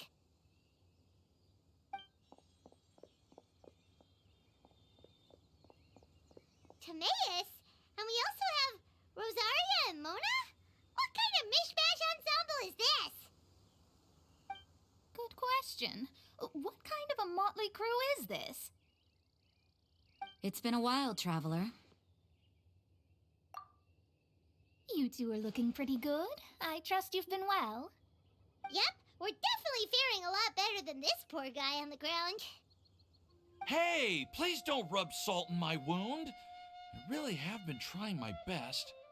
Oh, you're one to talk. If this sister hadn't grabbed you in time, then you'd have been seriously hurt, if not dead. I know. I really am grateful, miss. I can't thank you enough. Don't mention it. Just lending a hand. Quite literally. And had she not lent him a hand and pulled him up, he would have gone tumbling down the cliffside. What happened? Did Timaeus almost fall off the cliff? Well, so what actually happened was I came to Starsnatch Cliff today to pick some flowers and ran into Mona on the way. She took a look at her scry glass and advised me to turn back because it would be dangerous. But you still came up here anyway? Well, yes, I did, because there's something I just had to do. Oh, I hardly think giving flowers to your crush is worth throwing one's life away for. It's rare to run into someone with a death wish in this area. I don't have a death wish. I just didn't think it would really come true. I mean, when Mona said it would be dangerous, I thought I'd be fine as long as I watched my step cautiously. I'm sorry, okay? I was wrong. I'm telling you, I'm just here chasing the love of my life. Love-struck Mondstadters is what the Windbloom Festival's all about. Okay, that explains you. But why is Rosaria here? I was looking for a quiet place to escape the crowds. I wasn't planning on having to save a life along the way. So that's why the scryglass just showed danger instead of fatal danger. Very funny. Anyway, Traveler and Paimon, what brings the two of you to Starsnatch Cliff? Just trying our luck. We've got a lot of people we need to see today, so we've been all over the place. Actually, you're some of the people we were looking for. Huh?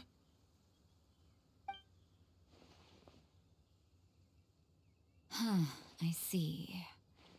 So all we'll need to do is find some clues, make a note, and drop it off at the mailbox? I can't believe there's a prophecy like this, let alone that I have a part to play in it. Oh, I guess this means everyone will find out about my crush now. I came here because I wanted to give some Cecilias to the girl I love. They'll really suit her. She's... No one asked. Please, do not subject us to your gushing about your girlfriend. Oh, you saw right through me. You said you need clues, right? Well, in that case, Mona Magistus the astrologist will provide you with a personally handwritten letter. Just wait for it to show up in your mailbox. You can be on your way now. We won't keep you any longer. All right, then let's head back for now and meet up with everyone else. Will do. This is all so embarrassing. Thank you both.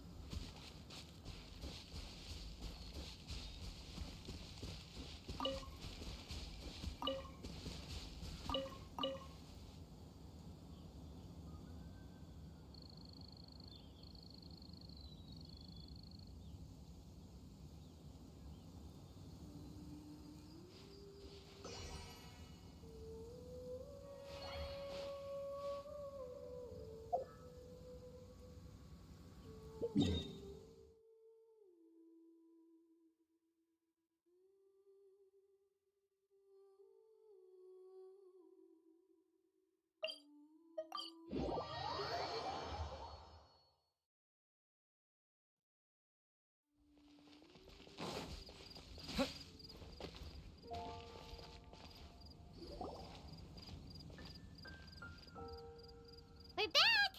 Oh, but it looks like you two beat us. Welcome back. Did everything go well? Yep, we managed to find and talk to everybody. We got back a little early, so we took some time just now to put the mailbox together. We got really lucky today. The vendors were feeling super generous, so we didn't even need to pay for the materials. It's just a shame that Kale got a splinter. Don't worry about me. I'm used to working in the rainforest. I get splinters all the time. I've already taken care of it. We've already wrapped up everything on our to-do list for today. So, all we need to do now is wait for everyone's letters to arrive. Traveler, Paimon, why don't you get some rest while I keep an eye on the mailbox? You're definitely your master's student, Sucrose. As long as you or Albedo are around, Paimon can relax and know that everything's taken care of. Stop. You're embarrassing me. Wait. Actually, there's one thing that still needs taking care of. Paimon's starving. Hey, Traveler, you wanna get dinner? Your treat. I'll go with Sucrose to return the leftover materials to the vendors. You two, go get a proper meal. We can't have anyone going hungry. Yeah, now would be a good time for a break. Once everything is ready, let's meet up here again and collate all the information we've gathered. Sounds like a plan.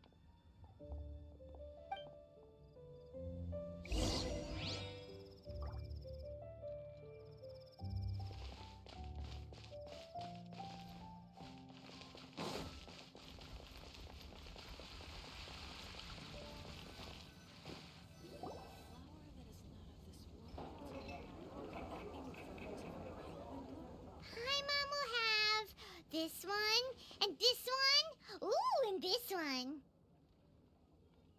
Hey, Paimon's really hungry! And don't forget, Paimon's also ordering for you, too. It's not like Paimon's gonna eat everything by herself.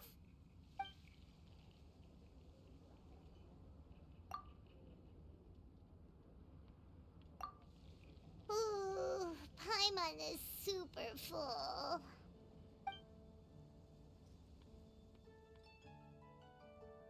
Is everything packed up and ready? What do you think about meeting up at 5 to go to my house? Yes, everything's ready. I've packed some great wine and smoked ham. Oh, your parents will love it. Ham? Look, we've known each other for quite some time now. Don't you think it's been long enough for you to remember that we only eat bacon in my house?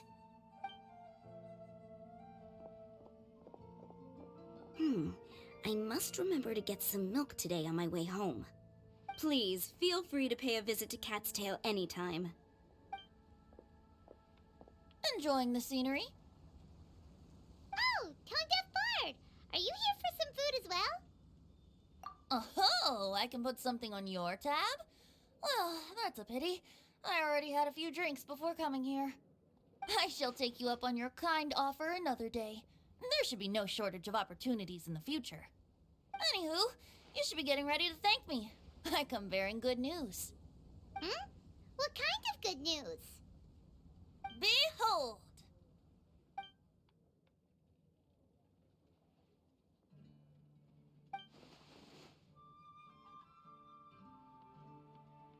What is it? It's what you need the most right now. The answer to the prophetic puzzle. Simply head to the location marked on the map and you'll find the lantern you've been looking for. However, if I were you, I wouldn't just go and reveal the secret right away. As you've seen, a lot of people have been laboring hard to uncover the answer. A secret is like a well-aged brew. The aroma from the bottle is sweetest when revealed in the company of friends. Then it's settled. I'll leave you to your business for now. Feel free to find me for a chat again once you're done working through the prophecy. Also, if you have some time, we could organize another fast-track love poem class. Oh, you're starting that up again? I sure am. Nobody else has signed up this year, though, so the duty to learn falls on you. Anyway, see you later. Venti always looks so relaxed whenever we run into him. Paimon can't help but be jealous. Excuse me, if you don't mind, could I chat with you for a moment? Oh? Who are you? You may call me Scarlet. Just like you, I'm a traveler visiting Mondstadt from another land. Mind if I buy you a drink? Leaving the door open for another time, I see. I can tell that you've dealt with a lot of people during your travels. You can tell? Well, we are very experienced adventurers after all. I can. That's why I tried to strike up a conversation with you in the first place. I was on my way to go shopping earlier when I overheard your conversation next to the crafting bench. From what I could gather, you are trying to investigate a bizarre prophecy? Yep, bizarre is definitely the word. Don't you think it sounds just like the kind of story that would happen in Mondstadt? Anyway, that's why I wanted to ask you a favor. If and when you manage to unravel the answer to the prophecy, could you let me know what it is? Not so much the prophecy itself, but Mondstadt as a nation. That's what I'm interested in. I was born in a distant land, but I have family and friends who once lived in Mondstadt for a long time. They said that it's a great place full of fairy tales and romance and recommended that I come for a visit. As it happens, someone I know has an anniversary coming up soon. So I figured this would be a good time to come here and see all the sights that she once saw. What do you think about Mondstadt so far? It certainly lives up to its name as the city of romance and freedom. We think so too. So, about the prophecy. Thank you. You're very friendly. It's been a real pleasure to meet you. I'll leave it to you then. Hope you continue to enjoy the city and have a wonderful day.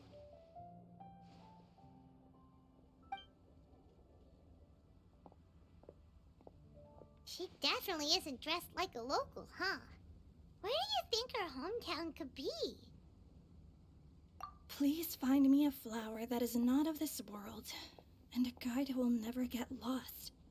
Find me one who would never lie, as well as a legend that never ends.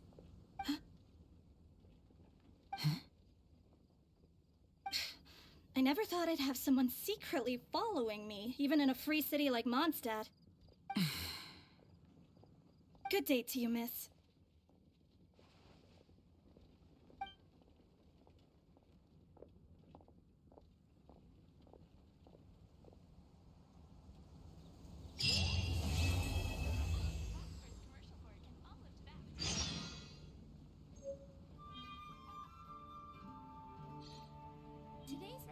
Preparation is the stake.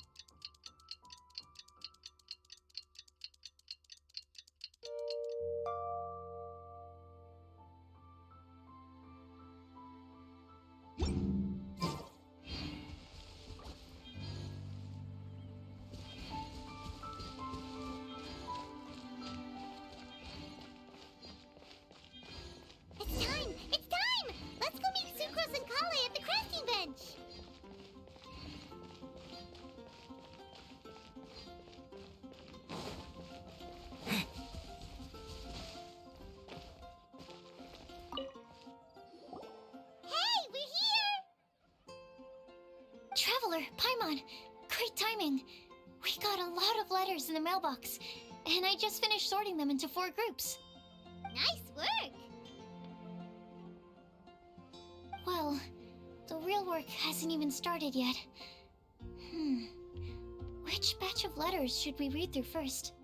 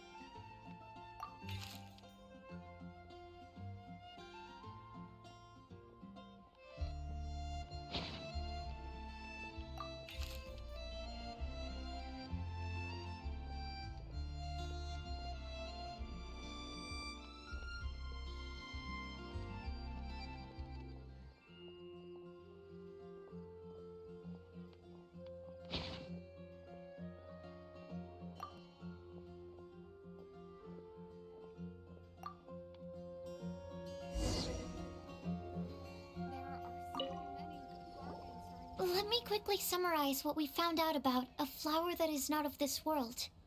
Tainari believes that on closer examination it might be logically paradoxal, while Albedo says that his answer would be better discussed at length in person. As for my answer, I think a clock in the shape of a flower would constitute one that is not of this world. Here's what we've gathered regarding a guide who will never get lost.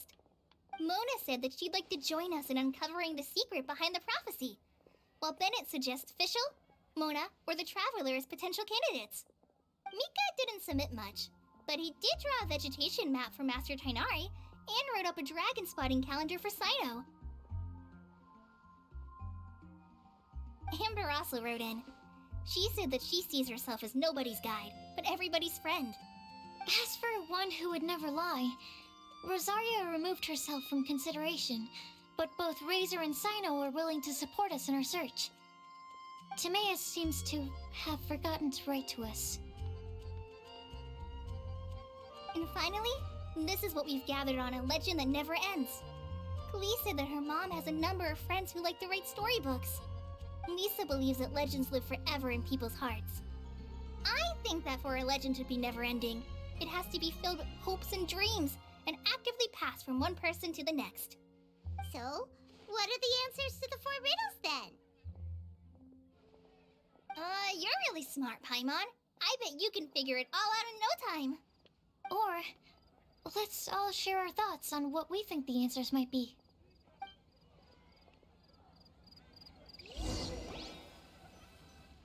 Wait! Wait for me! Oh, Timaeus! What brings you here? I'm sorry, I really am. The time just got away from me and I didn't get around to writing that letter. However, I'm happy to announce that I think I can be the one who would never lie. Huh? This is kinda sudden. Not that we don't trust you, Timaeus, but, could you elaborate a little after you catch your breath? Of course, of course.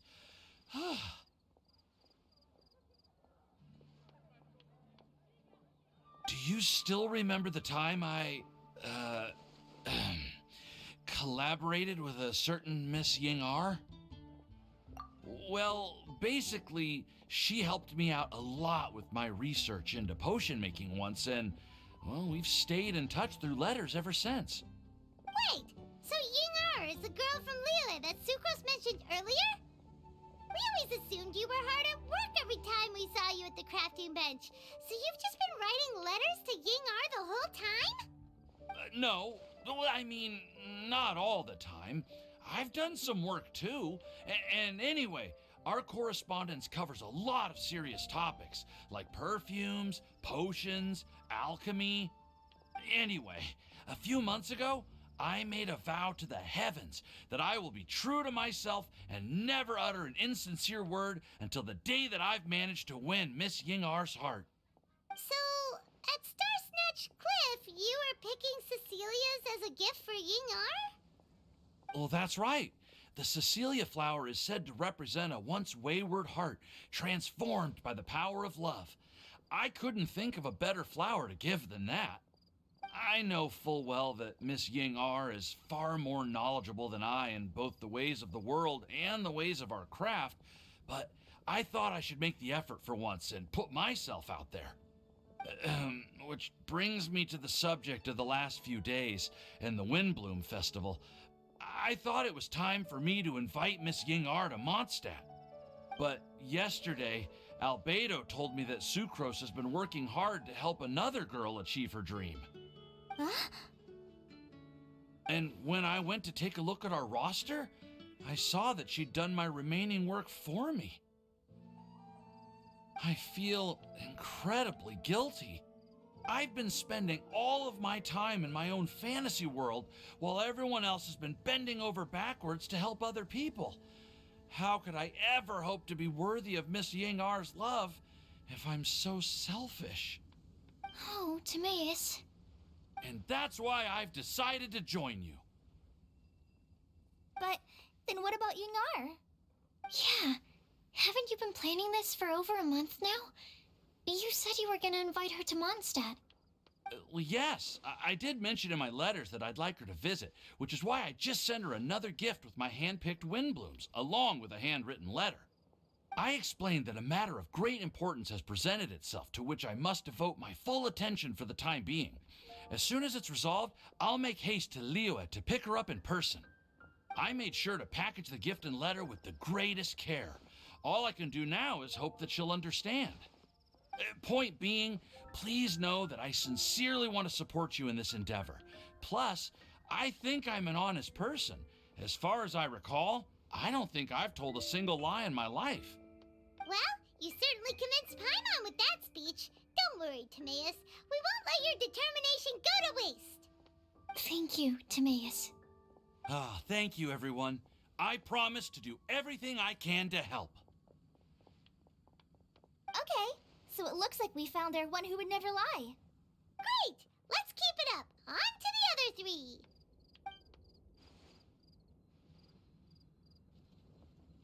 Okay, Paimon will do the honors. Ahem. We have with us here the flower, the guide, the legend, and Timaeus. Huh? Why did you only say Timaeus' name? You should say my name, too. All right. We also have Klee. That's me! With Klee here, this all somehow feels like we're getting ready for a field trip. There's nothing wrong with a more relaxed atmosphere, is there? Of course. We will soon see if my hypothesis has any merit. Actually, I'm still feeling a little nervous.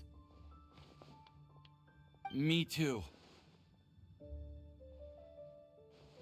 But weren't you all fired up just a moment ago? Yeah, you're right. Okay, let's do this. Actually, I'm a little worried too. Deep breaths. Deep breaths. I know what you're feeling. Saying anything becomes so much harder when there are so many people watching. Well, does anyone know the exact location of where we're headed, or should I do a reading on my scry glass? According to the prophecy, once we figured out the answer, we should test it at the Lantern of Utmost Joy. Wait, but where is this lantern? Oh, we know something about that. What?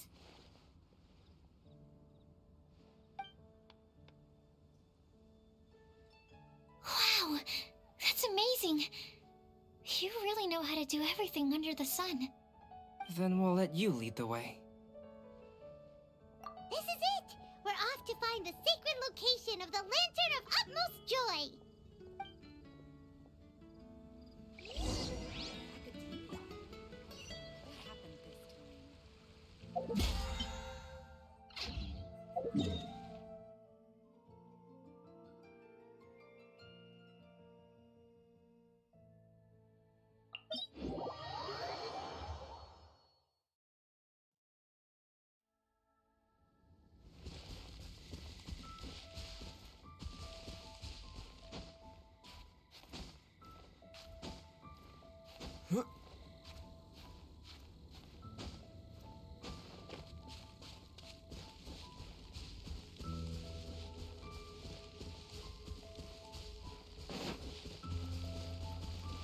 According to the map, it should be somewhere around here.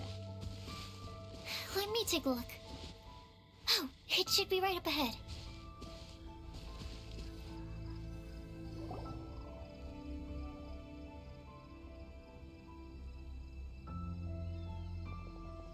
Aww, I don't see any lanterns here. Now that I think about it, the prophecy didn't say anything about what the Lantern of Utmost Joy actually looks like, right? Maybe we've overlooked something? Traveler, are you trying to figure out something else from the paper?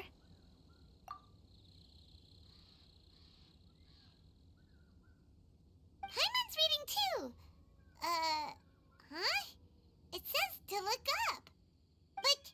But there's nothing above us. The wind didn't trick us, did it?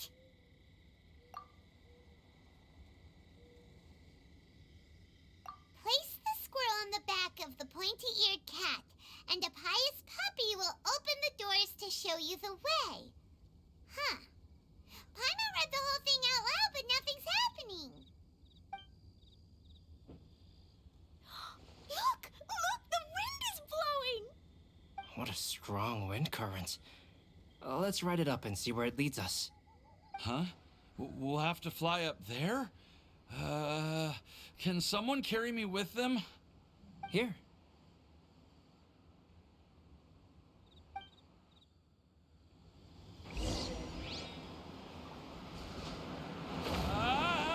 This is the first time I've ever flown like this!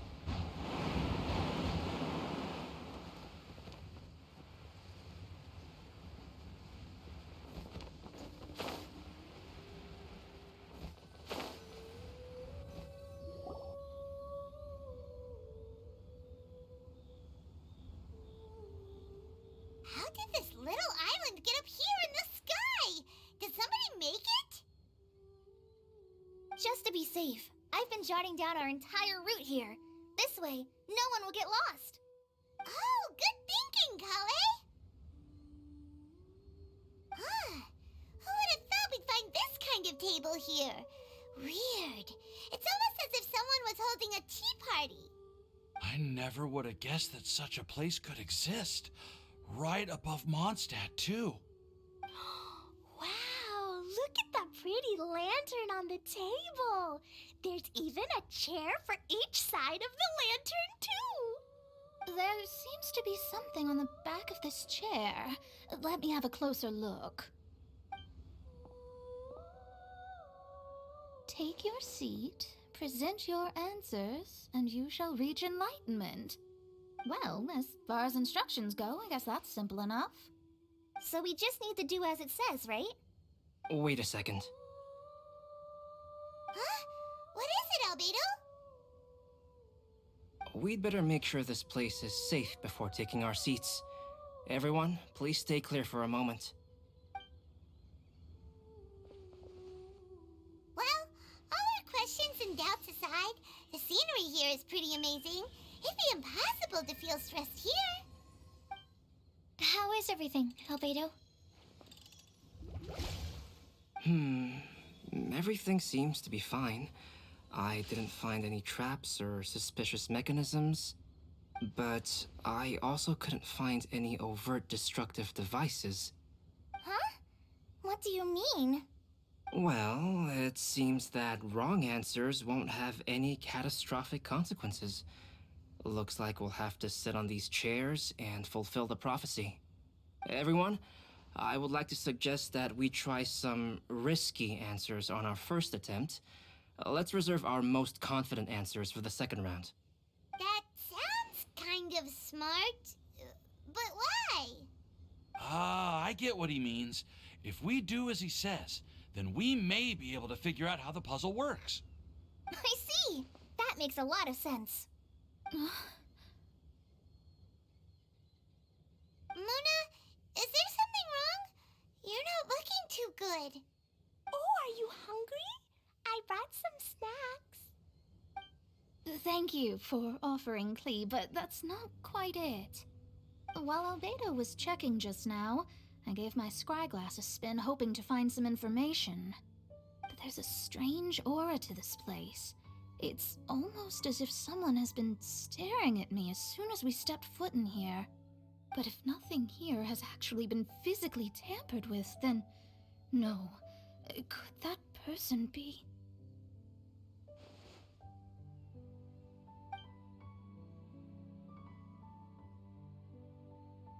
What do you mean, Mona? Who could it be? Never mind. It's not like I've got any proof. Don't leave us on the edge like this, Mona. I'll just do what Albedo said. Yes, let's test the hypothesis together, Klee. Come on, join us, Mona. Oh, all right. Okay, then I'll answer the first question. If someone were to ask me to find a flower that is not of this world... You can do it, Sucrose.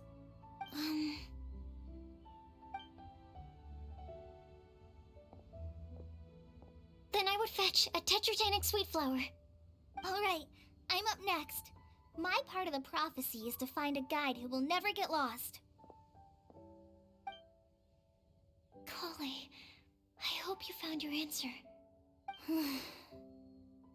My answer is that I will be that guide. For a long time, I have been guided by others. It's taken me a while, but I finally made it to where I am today. Although I still haven't made a name for myself, and I'm still quite immature, I would still like to put my name forward. Because I would like to become a guide that can help others. I want to help others the same way Amber, Master Tighnari, Cyno, and everyone else helped me. Now it's my turn to pass on the gift that I've been given. All right. It's up to me to answer the third part. I'll submit myself as one who would never lie. Although I've never really had any other virtues or talents, I'm confident that I've always been an honest person. I'd like to thank everyone, too, for giving me this opportunity to validate myself. And last but not least, I will answer the final part of the prophecy. There's no tale more befitting the title of a legend that never ends than our fates as human beings. Wait! The lantern just lit up! Whoa! All four sides of the lantern are glowing! Huh? But... Collei, could I ask you to stand up for a second? Oh, alright.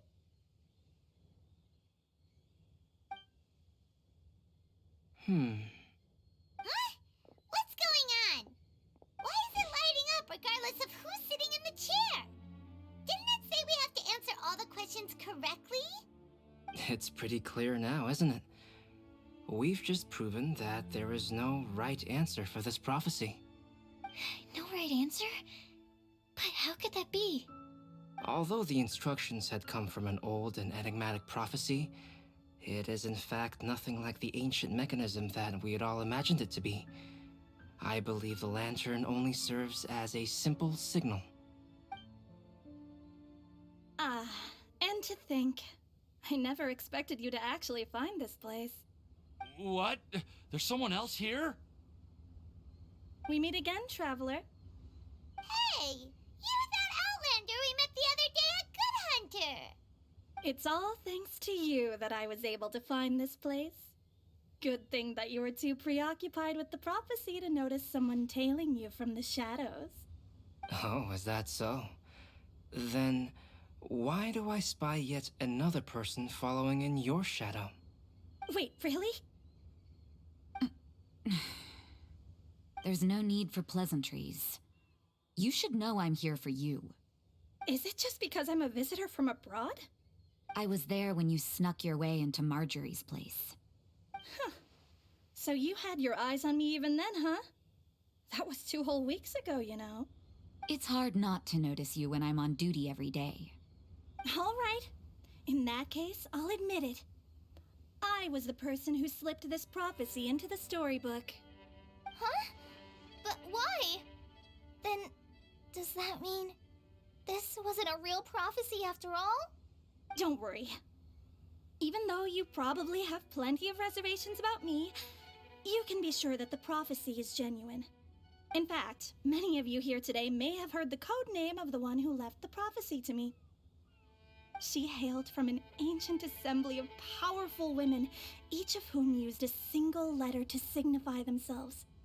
Who would have guessed? It seems that power was indeed left behind by the old hag after all. Ah, so you're B's student. It's an honor to meet you. I am Scarlet, the successor of Jay. Well, what are you talking about? It's a long story, but I'm not quite sure that I'm the best person to tell it.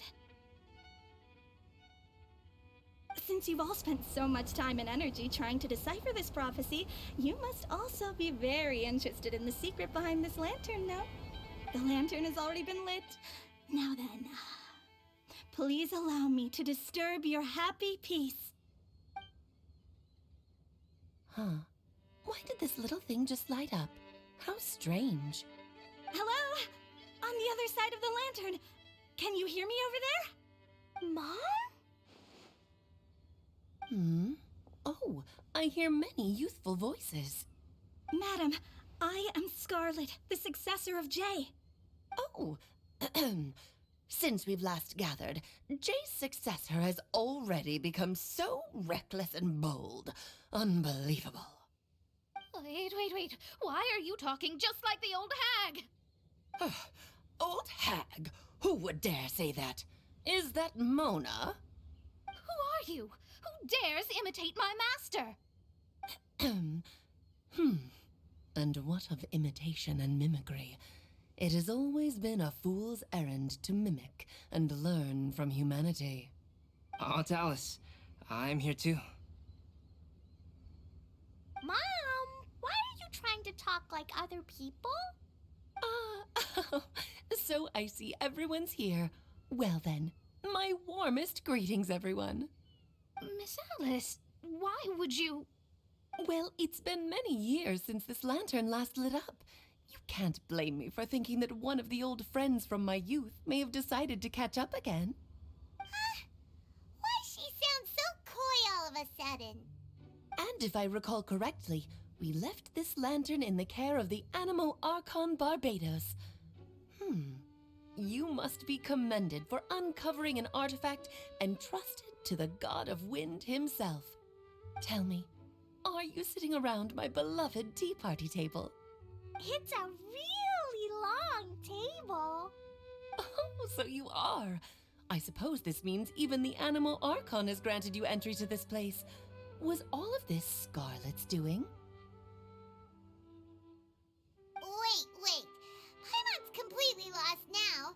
So what was this assembly you were talking about earlier? Oh, Miss Alice, would it be all right to leave the explanation of that to you? Well, you should be rewarded for making it all the way up here and activating the lantern. Now then, let me tell you a long and ancient story. Ever heard of the Hexenzirkel? As the spooky name suggests, it's a secret society. Once upon a time, it even challenged the Animo Archon himself. But he replied, "Let us make music, not war, and resolve our conflicts through song." From then on, the mages would only ever convene in the woods, in the skies, or on the edges of cliffs. At these tea parties, they discussed their stories and secrets and resolved their differences, as the tea and cakes bore witness to their pledge never to fight amongst themselves. Yesterday, I snuffed out the life of my beloved. He had grown old and was extremely sick. He loved me dearly, so I took his fate in my hands and ended his pain. I'm raising a son. Of all the children I had, he's the only one left. But I suppose that still makes me a mother. My lifespan is nothing compared to yours, so I wish to leave you with my storybook. Actually, maybe you can pass it on to your children one day.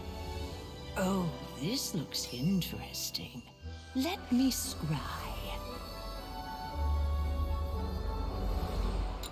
My dear sisters, we mustn't let prophecies threaten our bonds of friendship.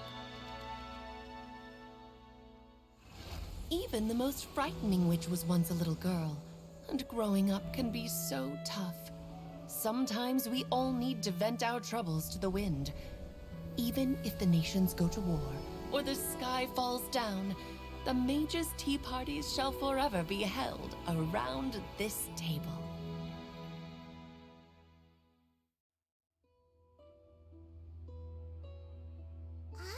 So this is where the legendary mages held their meetings. That's right. We often met here to chat and have tea. Then, what about the part saying that if we light the lantern of utmost joy, we'd receive a supreme blessing? About that. I never expected anyone other than Jay to actually read the full contents of that prophecy. It's a little embarrassing. The truth is, that prophecy was actually just a letter that we sent to Jay as a group the day before her wedding. So it was indeed written by all of you. I I must thank you for resisting the urge to immediately reveal the truth to everybody, Albedo. Knowing you, you probably figured out everything the moment you laid eyes on the message. No, it took me a little longer than that. A flower that is not of this world, a guide who will never get lost, one who would never lie, and a legend that never ends. These 4 descriptions signify 4 individual mages. When a member of the organization had to leave the group to spend the rest of her days with her beloved, the other mages would write down this prophecy and send it to her to invite her for a final get-together. A flower that is not of this world signifies, of course, flowers that do not naturally exist in this world.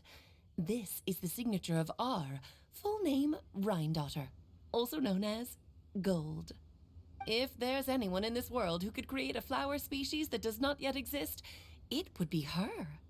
The guide who will never get lost is N, otherwise known as Nicole. You may not have encountered her yet, but she is a truly extraordinary woman who has made this world's direction and order her subject of study. Some of you may be fortunate enough to have already heard her voice. Like a prophetess, she will only speak to guide people toward the truth when a change has occurred in the world. She has a tendency to suddenly speak in someone's mind without any warning. If one day you would be unfortunate enough to run into a truly dangerous situation, she may use her voice to guide the way forward for you. Who would have guessed that there are so many mysterious women in this world and that they would all know each other? The one who would never lie is me. I hope no one would take offense. It's just that I, Alice, or A for short, have always had a soft spot for those with sincerity and candor. As for a legend that never ends, you may not know M in person, but you've likely encountered one of her works. Have any of you ever read The Boar Princess? Huh? I'm pretty sure every child in Mondstadt has read that book. It's also one of my favorite stories.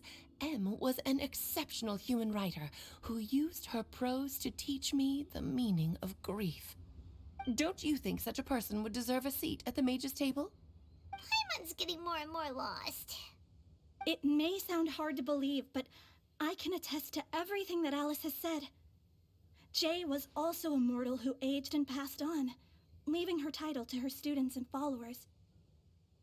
Alice, you've never acknowledged any of Jay's successors.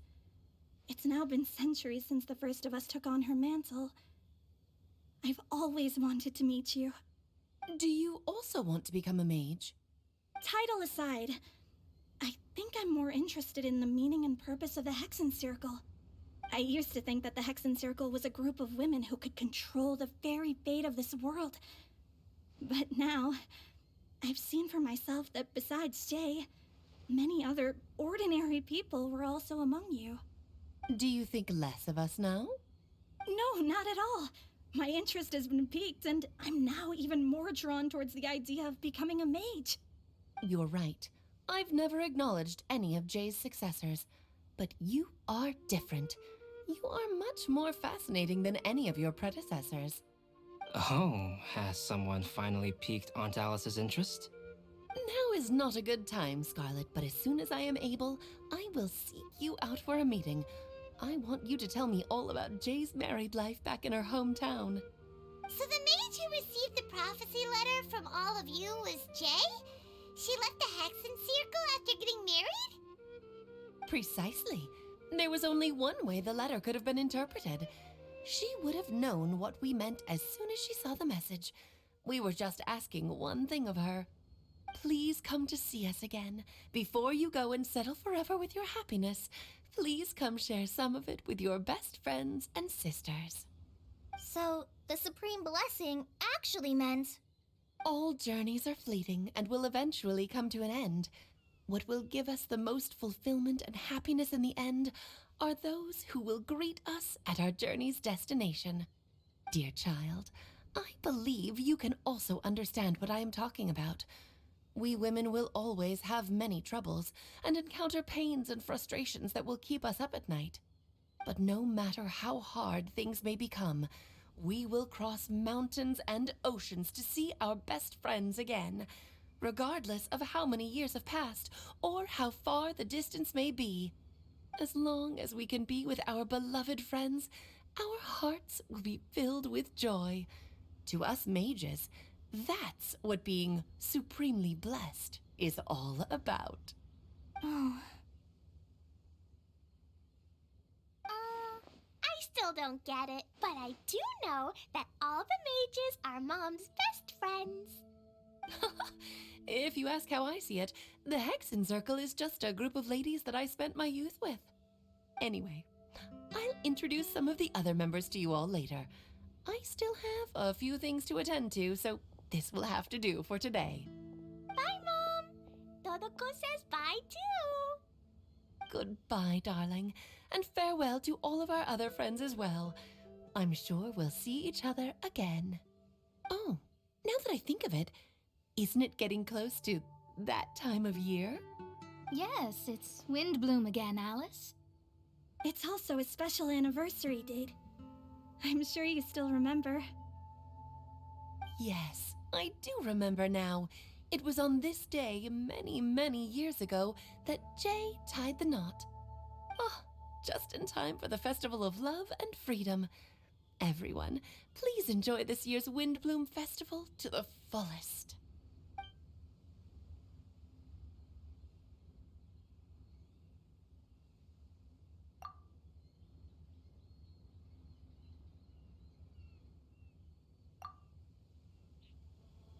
Whoa! Ah! Albedo! Why didn't you tell me we'd have to glide all the way back down?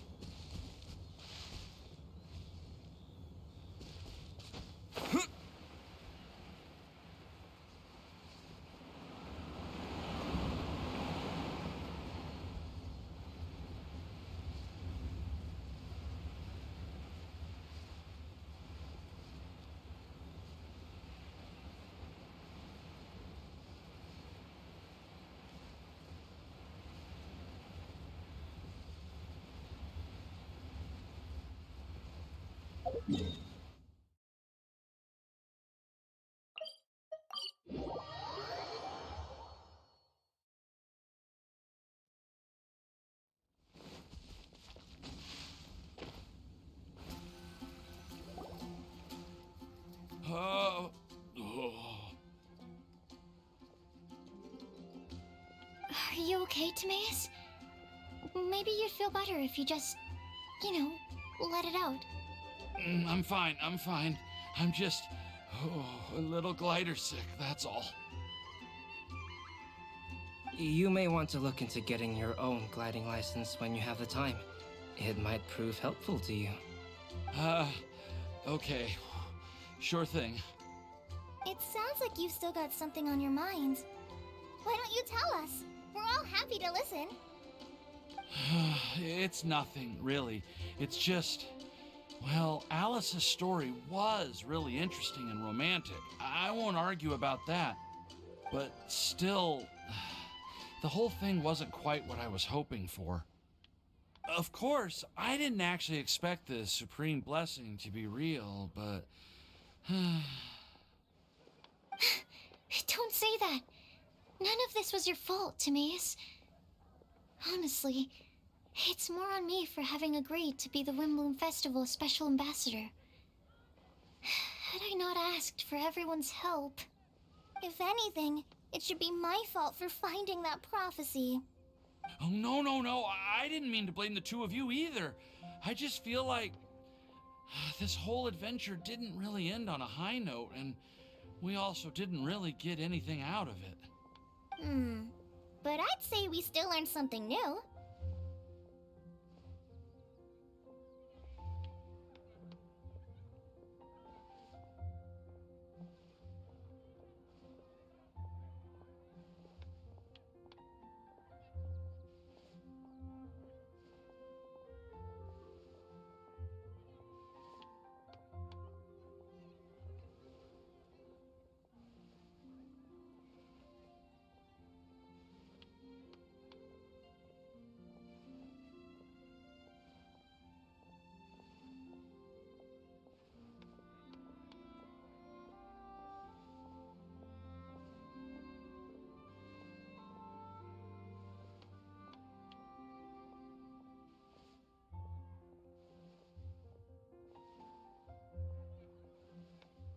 Well, that aside, Timaeus, you still need to go to Liyue to apologize to Yingar, right? Do you want Kale and I to accompany you? Oh, Miss Yingar. Well, I mean, I just really don't want her to get mad at me. Now that I've come back to my senses, I really don't know what I should do. Hey, you three? You may want to look over there. Huh? Miss Yingar?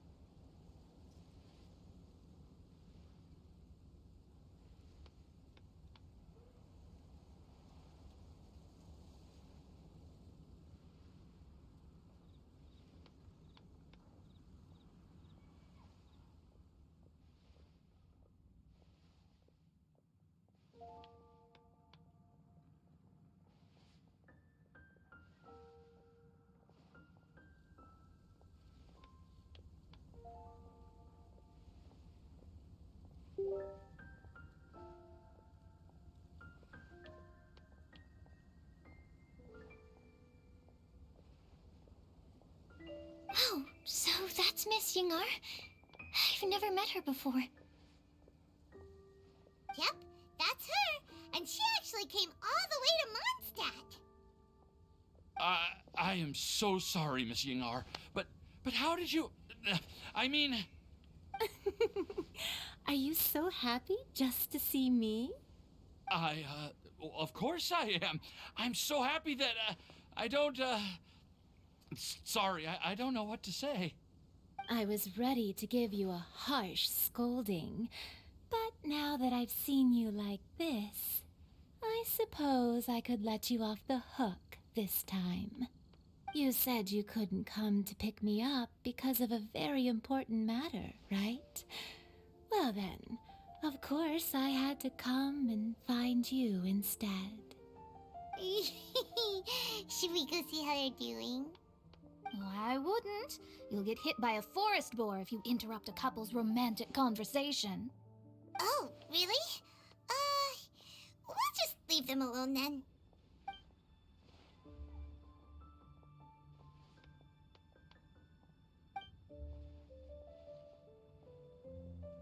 I am so glad to see Timaeus find his happiness. I have to say, I'm even more envious of you, Sucrose. You can be happy just to see others happy, and you gave me so much help without any expectations in return. Even though you said that we're very much alike, I still feel like you have a much bigger heart than I do. But if you say that, then I'd say I'm also nowhere near as brave or tenacious as you. I guess we have the same amount of positive qualities. They're just spread over different parts of our personalities. I've never visited Sumeru, or made many friends from outside of Mondstadt. I'm happy just to have met and become your friend. Maybe I'll get shy and flustered when I meet other people I don't know in the future. But that's okay too. Since we are so alike, you probably get what I'm trying to say. You just need to believe that all of your issues aren't really issues at all. But isn't it too late now for me to learn to accept myself? Well... Do you know anything about the blooming cycles of Cecilius? I may have read about that in a book before. That's a topic that my parents used to talk about back when they were still dating. Surprising, right? To think that people would talk about that while on a date. My mom brought it up at dinner one time last month. She called my dad the most boring man she knew, and said that he even turned up late to a date once, all with a smile on her face. But she also said that learning is just another part of life. It's never too late to start something, as long as you recognize that it's something good for you to do. Why don't you give it a try, Kale? Okay, I'll try my best. They're really having a great conversation. Paimon can't even find a moment to join in. I nearly forgot. This is for you. This texture. Are these seeds? Yep. I believe I mentioned my sweet flower research to you before. These are the seeds of the sweet flower cultivars that I've worked on. It's nothing too special, but they're the best cultivars that I've made. So, I really hope that you'll like them. They're super sweet and easy to grow and keep. I'm also submitting them as my Windblooms for this year. I wish that the Anemo Archon could also see how lovely they are. Thank you. I'll plant them in the Avidia Forest and take good care of them. Kale, please take these notes with you. I've heard that you've been working hard on your studies, so I've prepared some study materials for you at Sucrose's request. Feel free to look through them whenever you can find the time. Mondstadt's doors will always remain open to you. Thank you so much. Really, I don't know what to say. I'm just really happy. Ah, Sucrose, now's your chance. Didn't you want to collect a breath of joy? You're right. I almost forgot. Kale, can you exhale once into this test tube? I will save this breath of joy and use it in my research. Oh, really? May I? Of course.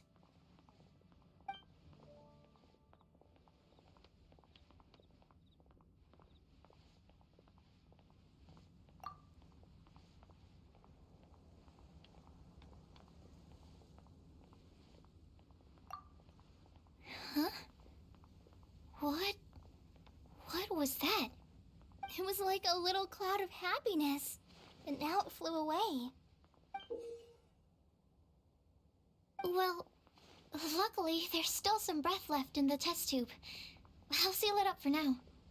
I'll keep working on it and let you know as soon as I have any breakthroughs in my research. Yeah, you can write to me. I'll be sure to respond as soon as I receive your letter. Oh, it looks like you found a new pen pal. Master Tighnari!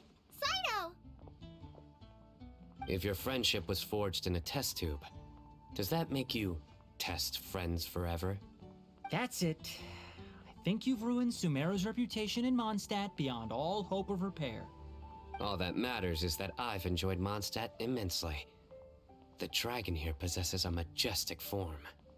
Oh, that reminds me. Traveler, this card back is for you. Cyno wanted you to have one for yourself. If I had to guess, I'd say he probably wants you to use it if you challenge him to a duel. I'm a master of the game. Do you dare challenge me? Can you believe this guy? Huh. Let's knock him off his high horse. Wait! I've got something to give you, too. Huh? Kale has a gift for us? Yeah, I figured I should follow local Mondstadt customs and prepared a few small things themed after the Windbloom Festival. I made these bookmarks from Sumeru roses at the hotel. I want to give them to Amber, Master Tighnari, and Cyno. During Windbloom, Mondstadters offer flowers to the people most important to them. You three are family to me. But Tighnari said that we're not anything like an academic family. He wouldn't write joint papers with us. Well, in this case, we can consider ourselves as regular siblings. And that should be just fine. I agree. Oh, and here are some Padisara seeds as well. These are for the Traveler, Paimon, and everyone else from Mondstadt. Whoa, are these really for us?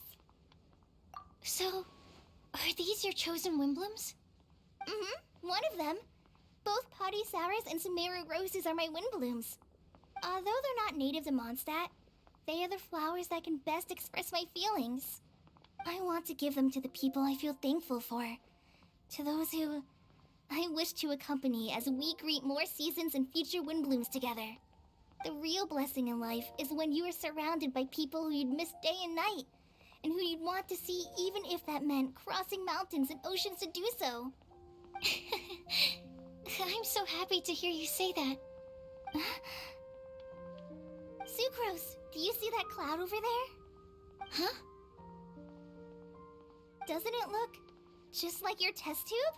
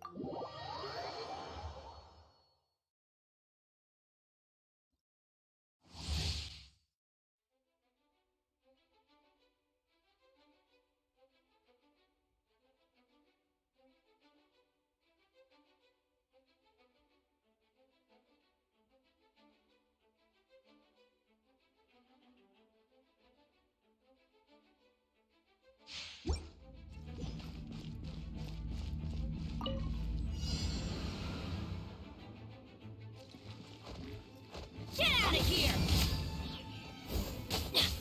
Adventure time! Huh.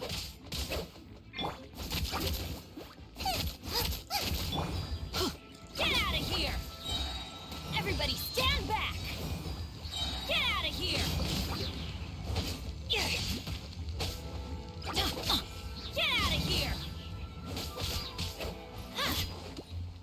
Get out of here! That's gonna hurt in the morning! Take cover! Teamwork is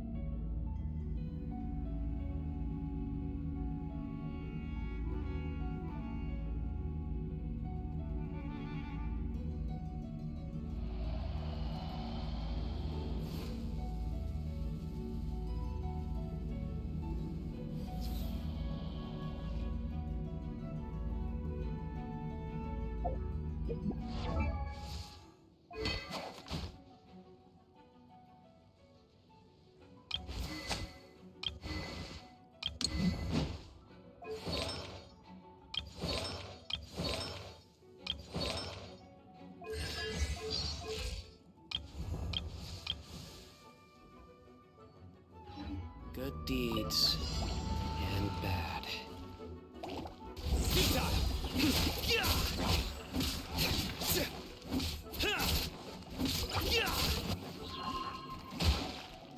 Nowhere to run! Your sins weigh upon your soul. You stand condemned. Guilty. Your penance is due. You stand condemned. Guilty. Through me, justice is served. Your penance is due.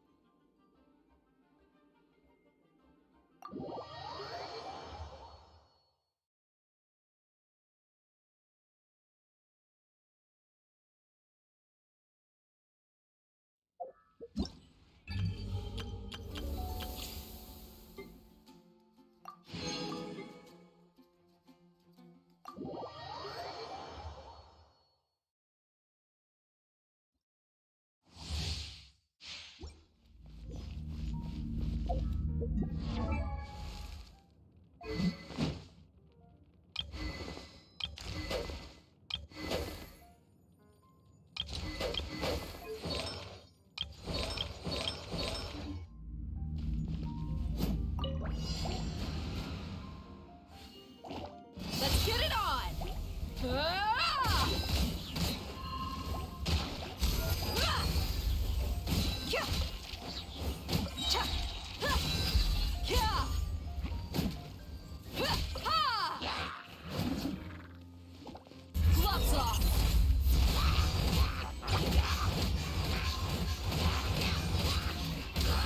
Buckle up! Hi!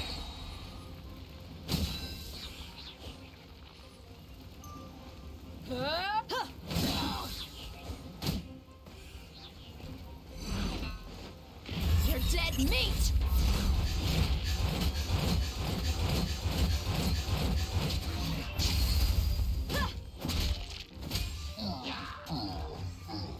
Look alive!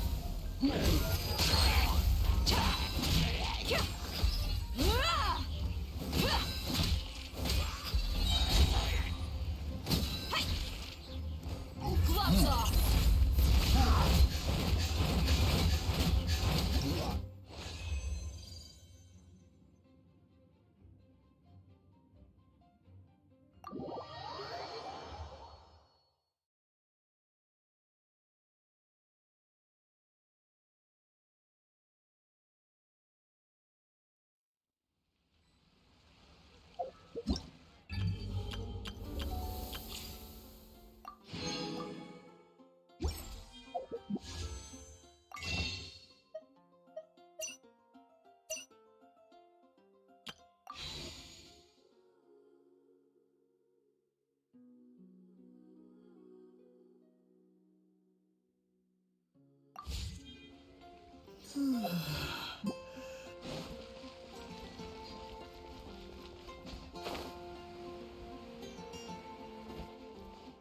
Ad Astra Abyss.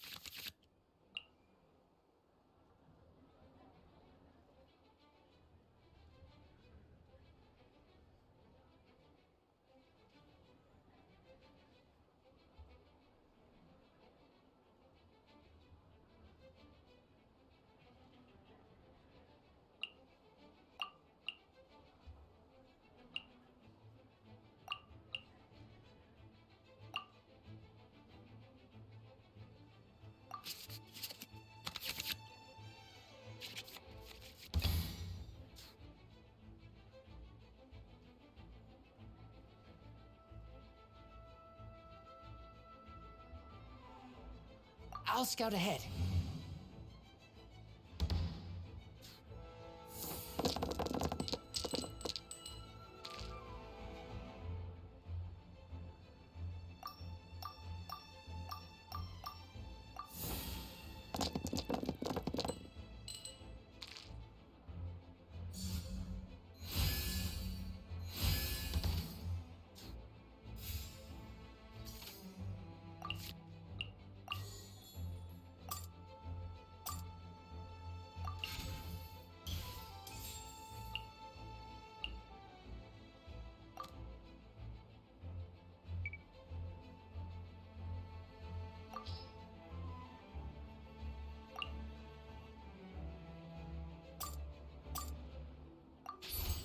Get back!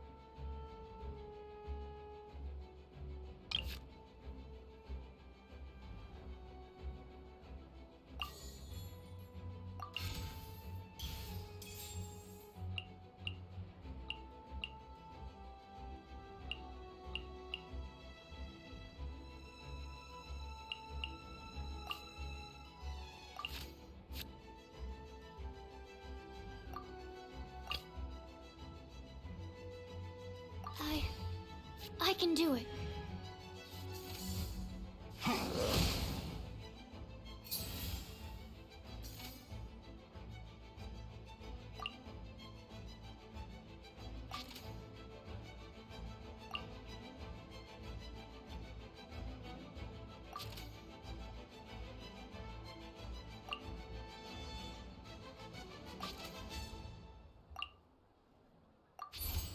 Absorption tank.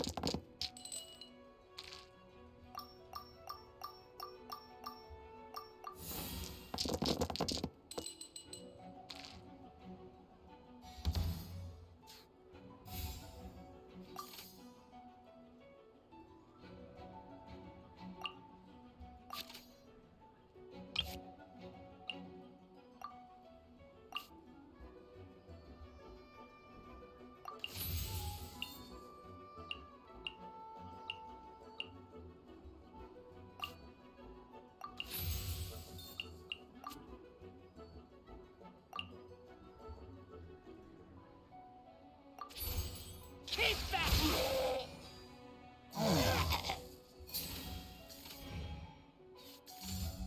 Lupa, my Lupa.